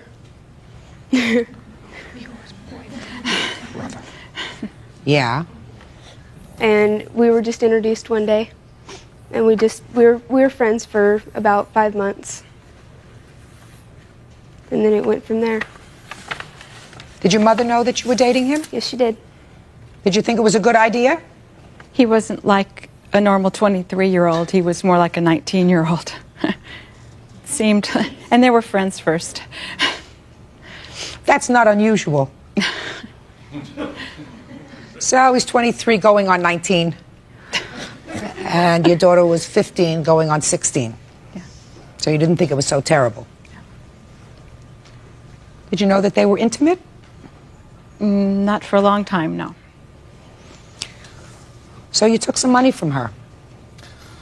The loan was offered to me. What I did borrow from her, yes. Didn't take. Well, tell me. It was offered. Right. And you took it? It was offered It as was a loan. offered several times, and I did take it. Yes, I borrowed, yes. Why? Not $2,000. How much? $800. Well, $800 in one lump sum. Yes, ma'am. We're talking about little bits at a time. No, ma'am. No, ma'am. All the withdrawals listed on there, there's only, I think, one deposit that I made for my birthday on April 8th. All the rest of the withdrawals were not from me, not for me personally using the money, but from him using the money. You mean using it to go out on a date, maybe? No, to take it and pay his bills, or to, for instance, I bought him a differential. He needed a differential. I loaned him the $150 as a deposit down on the differential for his... Does that sound familiar? No, ma'am. No, ma'am. I've been self-sufficient since I was 18 years old. I paid all my bills. No. And no, she did not pay no gas, power, or electric bill. She loaned me, which was offered, $800, which I paid back. Now, I don't know where she comes up with this, no. How much did you have in this account when you started dating? To start out with, $2,200. And prior to dating him, had you taken any money out of that account? No, that account was saved up. I've been saving that money since I was 6 years old to go and buy a car when I was 16 or to go to college. So what you're telling me is there were no withdrawals made from that account? None. Zero. Is that correct? That's correct.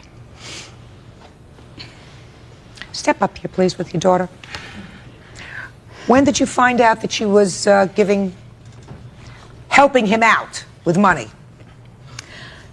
The first time I found out about it was his ex-girlfriend left a message on our answering machine telling Kelly that she would never get her $2,000 back, and a few other things she left on. And that was the first time I realized, uh-oh, she's really done it.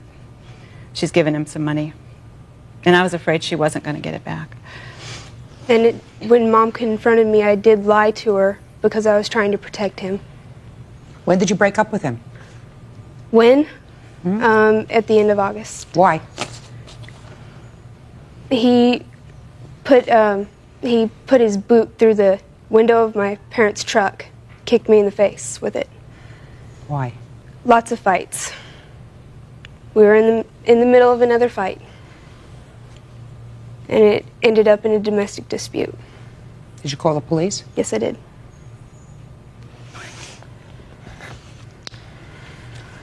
In addition to the $2,000 that you say you took out of your account and gave to him, you're suing for $5,000 and the other for medical bills. For what? During the time that we were together, I contracted a venereal disease, a virus called HPV. There's a letter from my doctor and bills, my medical bills for the last year.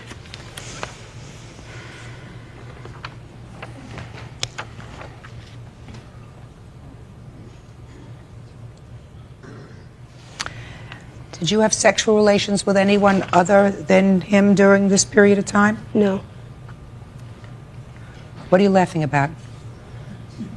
Why is that a funny question? No? Just like that? No? No. Well, if you have some information that she had sexual relations with somebody else, I'll hear you, sir. She had a sexual relationship with a very close friend of mine. When? When? During the time that we were dating. Okay. The money that she loaned me, the $800, okay, yes, I did pay back. This was a doorway to open the account, and once the money had started being removed, the $800 that was loaned to me, then she went ahead and removed more money. Okay, whenever I caught up to this, and I confronted her about this, you know, spending money to go here, go there, I said, Kelly, you can't do that. That's not right. Show me proof that you paid back the $800. Show me proof that I borrowed $2,000. Judge Judy continues in a moment. When you fool around with jailbait, you sort of accept the consequences of that, sir. And later today, You're not a man. You're a little weasel. Because Your whole family. Just go. Put him away for 20 Just go. years. So. Just you know what? You're all going to jail. real cases, real people. Judge Judy. Kelly Atkinson is suing her former boyfriend, Daniel Cope, for money he took when they were dating. She also claims Daniel gave her a sexually transmitted disease and wants him to pay for her medical bills. Now, you answered one question that I posed to you, sir, with a different answer. I asked you how you knew that she was having sexual relations with somebody else at the same time she was having sexual relations with you. And you are telling me about $800. How do I know? Yes. Because I drove over to my buddy's house. That's where she'd done spent the night instead of over at my house like she told her mother. Yes. Yes. Okay, I caught them. You caught them what? I caught them in the house.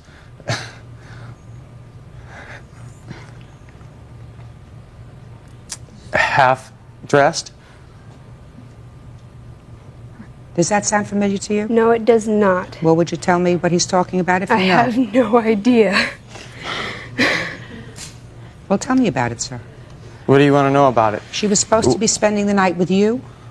Yes, Your Honor. And? And? She wasn't there? She was not there. So you went looking for her? I went looking for her, yes. Well, I'm making this very easy for you. Well, thank you. Good. How much are your medical bills? So far, out of pocket is $895. And I'm going to need many more.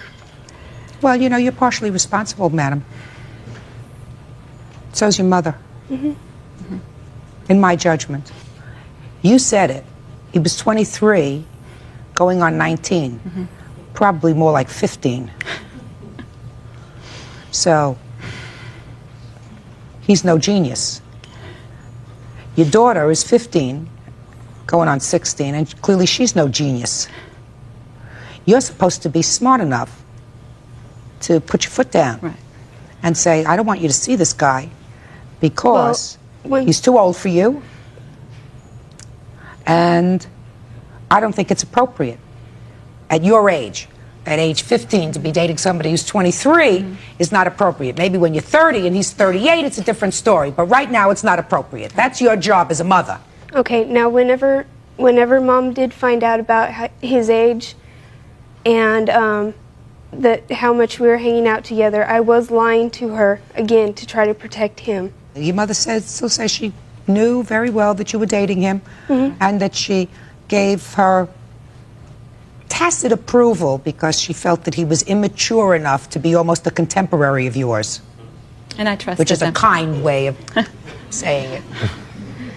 Very kind. Very kind. So you bear part of this responsibility. You know. Have you had yourself tested, sir?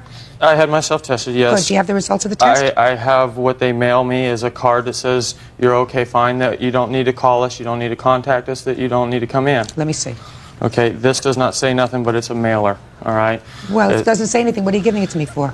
That's the only thing that I do have. Okay, if otherwise I'd have been notified, I'd have gotten a phone call saying, come in, we need to discuss this. What made you go here for blood tests, sir? Because I started a new relationship and I wanted to get tested. I wanted to make sure that, before I have an intimate relationship with anybody, that I do not have a problem. Well, this is interesting because this was just done in October. Yes, ma'am. I have a new relationship. I heard that already. You sound like a It's- broken yeah, record. well- But you stopped seeing her in August, right? A year ago. A year A ago. year ago. Right. Right? So this doesn't tell me anything because I don't know whether you were tested a year ago and were treated during the course of that year for anything. Do you understand what I'm saying to you? Judge Judy continues in a moment. She'd been having sex for long before I come around.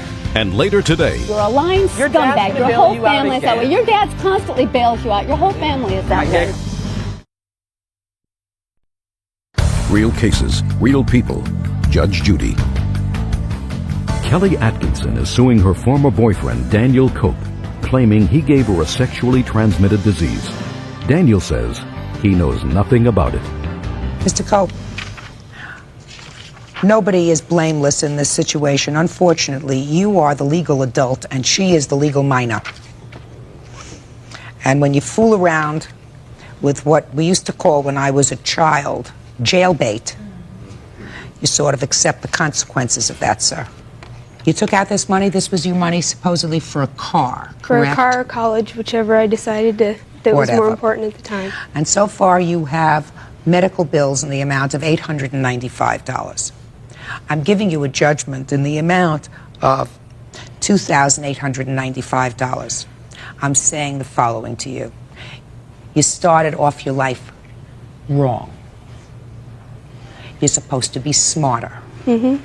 You're 17 years old. Your mother is supposed to be smarter. Your mother is supposed to be protective. And as far as I'm concerned, this 15-year-old shouldn't have unfettered control over a substantial bank account. It's her money, but she's still a kid. Right. Fortunately, what was coming out wasn't money to buy drugs or other things, but it could have been. Mm-hmm. So you got to be very, very careful and very vigilant as a parent these days. I assume your new girlfriend is over the age of 18. Yes. Great. That's all. All right, are excused. You may step out. Back there to your right, please. And I thought maybe they'd be good for each other. Maybe she'd help him grow up a little bit and he'd help her grow up a little bit. And now the next case. Party's on Lewis versus Lewis. Step forward, please. Secretary Royce Lewis is suing her 19-year-old stepson, Daniel Lewis, for money she loaned him to buy a stereo when he was 16. Okay, so that we understand who the cast of characters are in this case. This is your stepson. Yes. This is your biological son. Yes. Are you still married to his father? Separated. Married but separated. Right. Well, a couple of years ago, while you were probably all living together, correct? Yes. According to this, you made a loan to these two boys. Yes. To go out and buy some stereo equipment. At that time, he was 16. Yes. And it was your agreement that when he turned 18, he would pay you back. Yes. Turned 18? Yeah. What happened? He never paid me back. The agreement was that when he turned 18, and I didn't ask for interest or anything, and before I gave them both the money, which was cash, I said, this is with the understanding that when you each turn 18 and get That your money was- from your trust account, that you will pay me back the money that I've loaned you. And they both said yes. I said, then go get stereos for your car. So you got a stereo for your car, Yes, I did. and you got one for your car. Correct. When did you separate from his father? About 2.5, maybe 3 months ago. And it was after that that you filed this lawsuit. Right. I told him I was going to the time we were together, and he said I couldn't because he's a pastor of a church and it's his son, and I wasn't allowed to.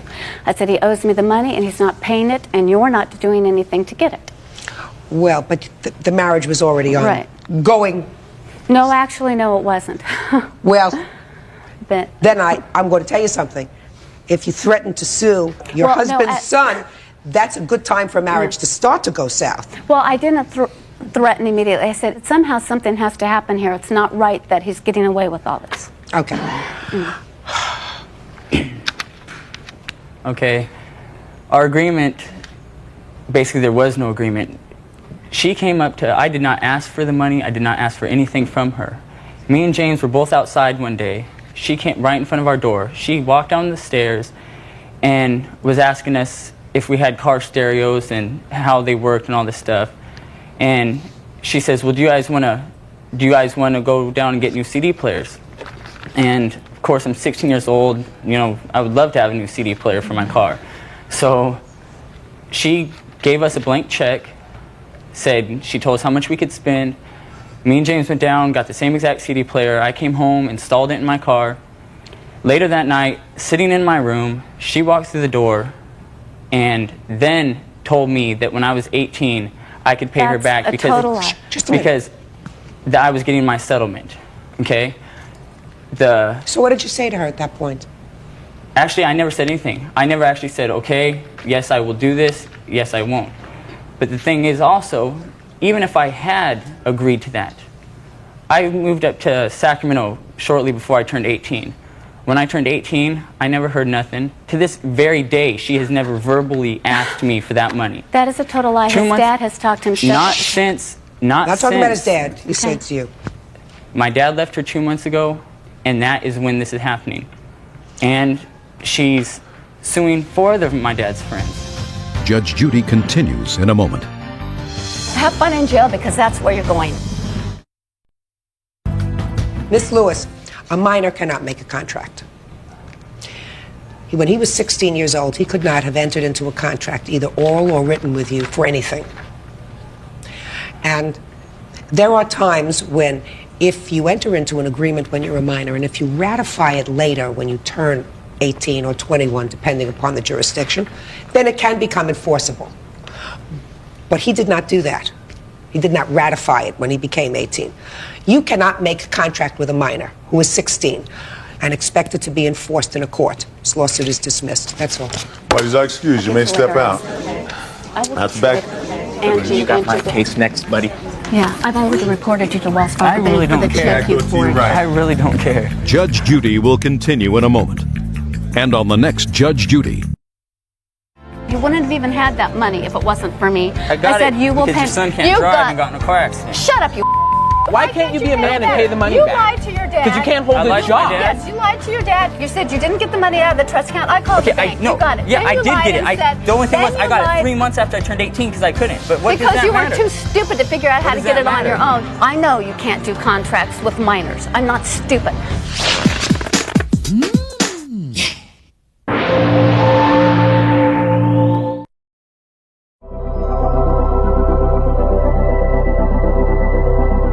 Several things. First, for wrongful eviction and the cost of your relocating to a new apartment. Second, you are suing him for damage that he allegedly did to your furniture. And what's the third thing you're suing him for? Harassment. Oh, harassment. Okay. When did you move into his apartment and how did you find this apartment? I found an apartment through one of my coworkers that I work with. They went to church together. He told me one of the ministers at his church had an apartment available. The neighborhood I was living in was a very bad neighborhood. So I went and met John, and he said I could move in. I paid him. I moved in. We became friends. After we became friends, he started dropping by all the time, coming by when I have company, coming unannounced, letting people in my house when I'm not at home. How do you know that? Because when I got home, one of the witnesses was in my home, and he admitted he let him in. We'll get to that in a minute. Go ahead. And he soaked my couch with a water hose that was stored in his garage. Just a second. How did he soak your couch with a water hose? It was in his garage. What was it doing in his garage? I stored it there. What was that part of your rental agreement? No, I asked him, I had received another couch, and I asked him could I put it in his garage, and he said yes. He had the only key to the garage. He watched the people put it in the garage, locked the garage up. One particular night, it was a confrontation between My sister and I, one night, he banged on the wall. He turned around, then he came at 1 o'clock in the morning, knocked on the door. My daughter's father was visiting, asked him, could he please come back at a reasonable hour? He got very indignant, said, no, I demand for her to come outside right now. Get your so-and-so hand off of my door, referring to my door. He told him, no, you would have to talk to her in the morning. The next day, he called me on the phone. He left a message, said I had to make other arrangements. If I did not come and speak to him, that I was going to have problems out of him.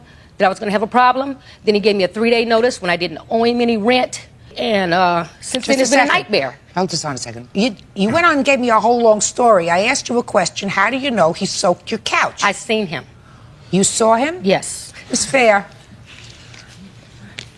Tell me how you saw him damage your furniture. Well, he asked one of the witnesses out there. He says, I want Don't tell me what he asked the witness. He went. Tell me what you saw. I seen him walk to the back of the house with a couple of his friends with the water hose. I walked around the other side, and he squirted it with the water hose.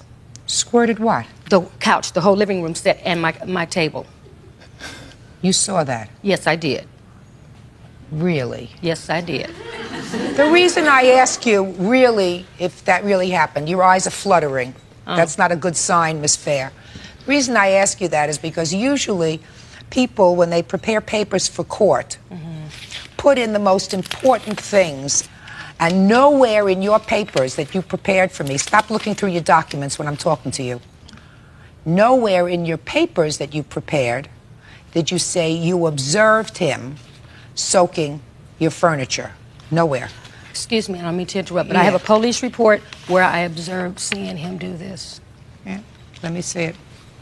I have a police report for the annoying phone calls asking me to get out. Just a second.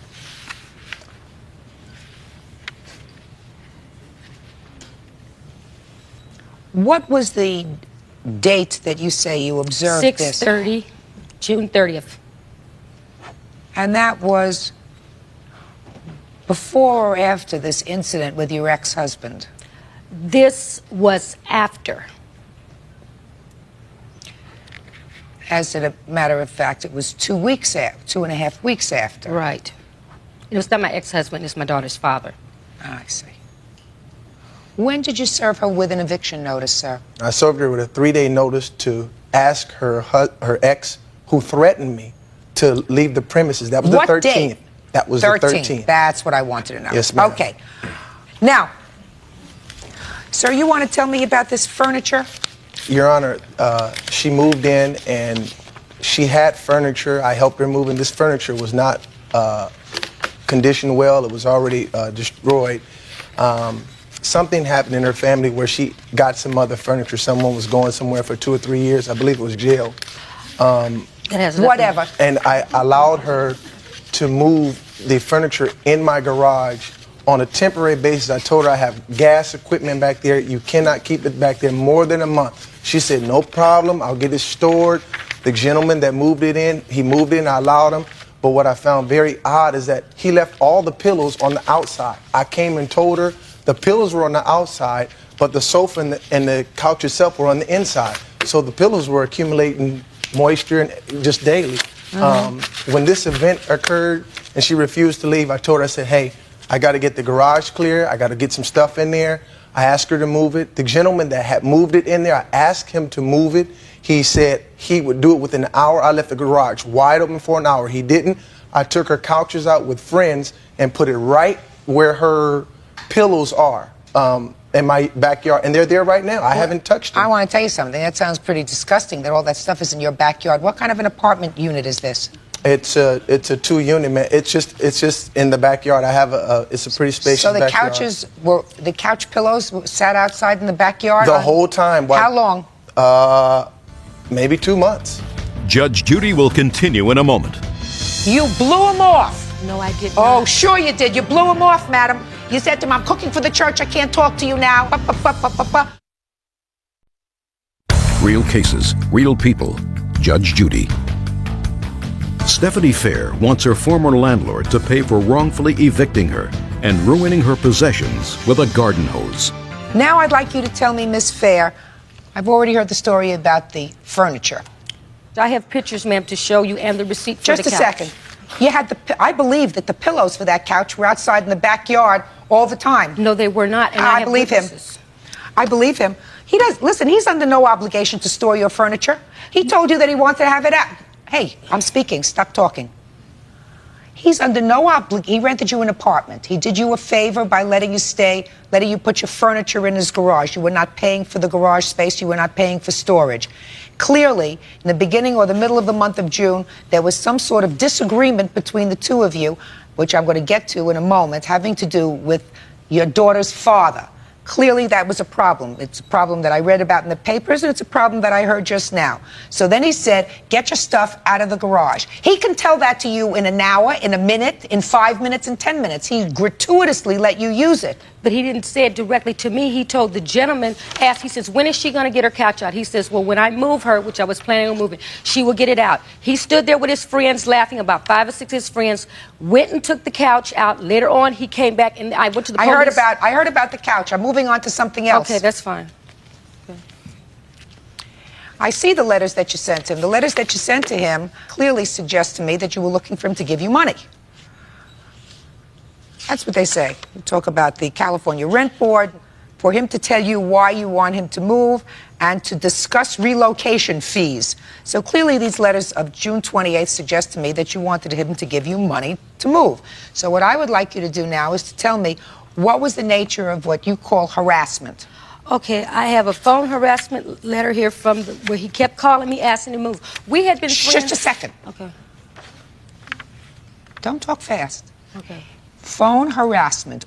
Yes. What kind of phone harassment? Telling me that he was going to throw me and my daughter out if we didn't get out because he was upset. He was friends with my daughter's father up until my father threatened his male ego or something and told him, please, you can talk to her in the morning. 1 o'clock in the morning, it's not appropriate time to come to the house. I have documentation where he came to my house at 10:30 at night, 3 days before rent was due, asking for the money, telling me, well, if you don't have the money, then I can demand this from you. And if you don't have this, I'm going to throw you out and I'll be sure to get you out.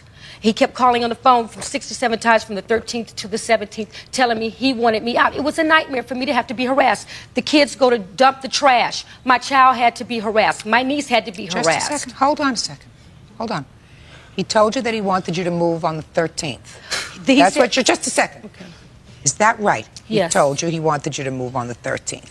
Now, I would like you to tell me, Mr. Gonzalez, March, April... She moved in March. Yes. March, April, May, any problems? She was always late, but I didn't care because always of her late with her rent. She was always late, but her situation, because of her daughter, she was in a place where she witnessed a crime that scared her. I understand I have a child myself, but to say, I'm sorry. In March, in April, and May, other than being late in her rent, was she a reasonable tenant? Yes, she was. What happened, and you had no problem with her? No. Other than the late rent? Other than the late fee. What happened, sir, in June?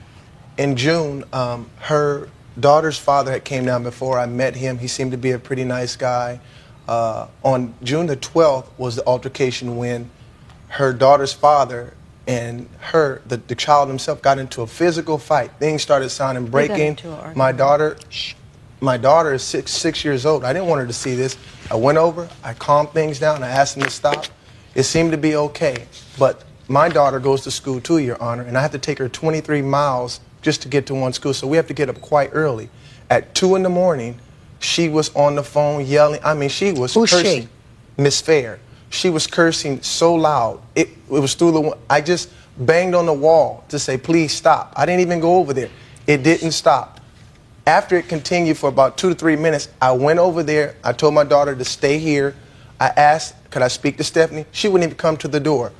The ex-husband or whoever, he told me if I rang the bell again, he would kick my, this and that. And I didn't want to become volatile. I rang the bell and asked, could I speak to Stephanie again? He came out and greeted me face to face. Not that I can't defend myself, Your Honor. I just chose not to. I left the porch. I called her and I asked her, I said, I'm going to need to speak to you tomorrow. I didn't even tell her she had to go. All I did was wanted to speak to her about rectifying this situation, this nuisance. I have a right to live in my own property and feel safe myself. And I was doing her, I can't believe I'm here, Your Honor. I was doing her a favor. I didn't charge her first or last rent. I didn't charge her a deposit. I lowered the rent. I bent over backwards for her. And for her to do me like this, I'm appalled. Judge Judy will continue in a moment. He has an absolute right to the peaceful enjoyment of his property and to tell you to leave. Real cases, real people. Judge Judy. Stephanie Fair wants her former landlord to pay for wrongfully evicting her and ruining her possessions with a garden hose. So when you called and said, I have to speak to you tomorrow. Yes, ma'am. What happened? She laughed at me and hung the phone up. I tried to contact her. She would walk by. The units are so close that I would try to walk and say, can I talk to you for a minute? Nothing to say to you. She would put her, you know, like this. You know, the thing. Like that. Nothing to say to you. And her children. Well, let me ask you this question. Miss Fair, just a second. Because when he told me that me and my daughter could stay on the premises, you're telling a lie, John, because he says, okay, I'm going to tell you this. You better get over here and talk to me right now. If not, you're going to have problems out of me. When he says, if you don't talk to me right now. So when I said, look, John, I'm cooking dinners for the church. I'm selling dinners for the church. I will talk to you when I get home. No, you better come over here immediately. Miss Fair, you had no problem with him. No. If you had no problem with him, there's no basis for this lawsuit. So don't anticipate my question. Okay. You had no problem with him in March, April, and May. He didn't tell you to leave. He didn't serve you with an eviction notice. This problem started when your daughter's father came to and stayed with you for a couple of days. Is that correct? The problem, no. Because I had gotten an argument with my sister. He had never had any problem. Him and my daughter's father were friends. They socialized, they sat and ate dinners and stuff together. Okay, now what I'm saying is I'm saying is, tell me what happened that he did to you to harass you in March. In March, he didn't do anything. Good. Tell me what he did to harass you in April. Coming over to my house all the time. That's baloney. Tell me what happened in May. Nothing happened in May, ma'am. Right.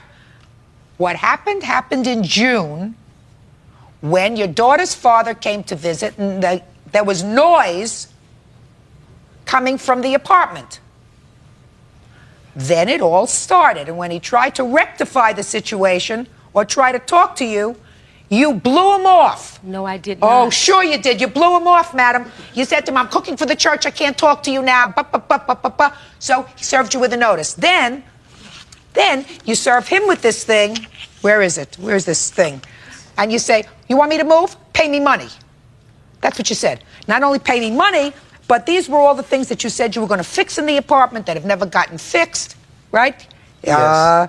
Kitchen countertop, bedroom sliding glass closet door, all these things that you say weren't being fixed. You were, at that point, after you were served with a notice, because he didn't want unruly people living next door to him in his house, then you started setting yourself up to get money from him. That's unreasonable. I did not set myself up. He knew my situation. For him to harass the children, I have witnesses here that was here for him to let people into my home when I asked him not to let people into my home. What people? Before this Just a even second. occurred. What people did he let into your home? He let Benita Wade, the witness right here. Well, this is somebody that you know? Yes, it is. Well, how do you know her? She's my friend. So what do you mean he let her into your house? Step up here. You? Not Benita. Who's Benita? Step up here. Did he let you into the house? Yes. Tell me how that happened. I was there waiting for her to get home, and she hadn't arrived yet. Yes. And he said, well, I'll let you in. Good. Nice. Sit down. All right. So now I've heard the couch, I've heard the harassment, and I've heard relocation fees. Now, I'm about ready to hear your side, sir. On what date did she finally move out of the apartment? She moved out it was July the 20th, Your Honor. Okay, is that correct? No, I moved out on the 19th, and I have a receipt. Fine, you moved out on the 19th. Did you pay rent for the month of July? No, I didn't. Good, you owe him money. Now, you are also suing for destruction of property. What property, sir? Yes, I am, Your Honor. In the initial agreement there, and I think you have it there were 5 things that I said I was going to fix. Only one thing I didn't fix, and that was the kitchen countertop. I let her move in early. She had voiced... What did she destroy, sir? Stop giving me a whole story. I'm sorry. There's the repair to the rear bedroom door. She had someone I guess she said something's wrong with the door. She had them nail it. The whole frame is broke. All of it's broke. And the kitchen floor is her refrigerator leaks, and I can't replace the tile. The floor is warped, and I got the best estimate I could get. They were doing me a favor by doing this. I went out and did this for her to get. I'm not trying to get any money from her that she doesn't owe me. I just want to be compensated. Judge Judy is ready to rule.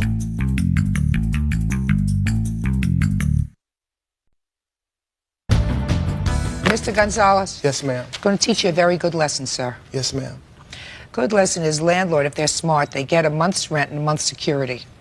That's what the security is for. Security is for this kind of damage. Because I know if I'm going to ask her, she's going to say she didn't cause any of that damage. Is that right, Mrs. Fick? I have pictures. Yes, ma'am. Right. I did not cause any All damages right. that She's wasn't going to say there she didn't before. cause any damage. Listen to me, Mr. Gonzalez. I have pictures of. I'm not interested in your pictures. She's going to say she didn't cause the damage. You say she did cause the damage. The only thing I know for sure is that she owes you for rent. She owes you $435. That's on your countersuit. Your lawsuit, on the other hand, Miss Fair, is, in my judgment, bogus. Totally and completely bogus. A, I find no basis for the harassment. He came home, saw this young lady who he clearly knew was part of your either friends or family circle, standing outside, and he said, I'll let her, well, you want to wait? Wait inside. Now you're complaining about that, the fact that he was being a nice guy. You had no trouble with him, and he had no trouble with you. March, April, and May. Only when your former boyfriend, the father of your daughter, was there, and there was an altercation, was there a problem. And since he couldn't get any satisfaction from you, he has an absolute right to the peaceful enjoyment of his property and to tell you to leave. He also has no obligation to take care of your stored property after he's told you to leave. And I do believe that the pillows that he said were outside on the lawn were outside in his backyard. The couch may have been inside, but the pillows were outside, tossed away like so much garbage. So I think that if there's any damage caused to your furniture, you did it. So your lawsuit is dismissed, and I'm entering a judgment for the defendant in the amount of $435. That's all. Parties are excused. Next step out.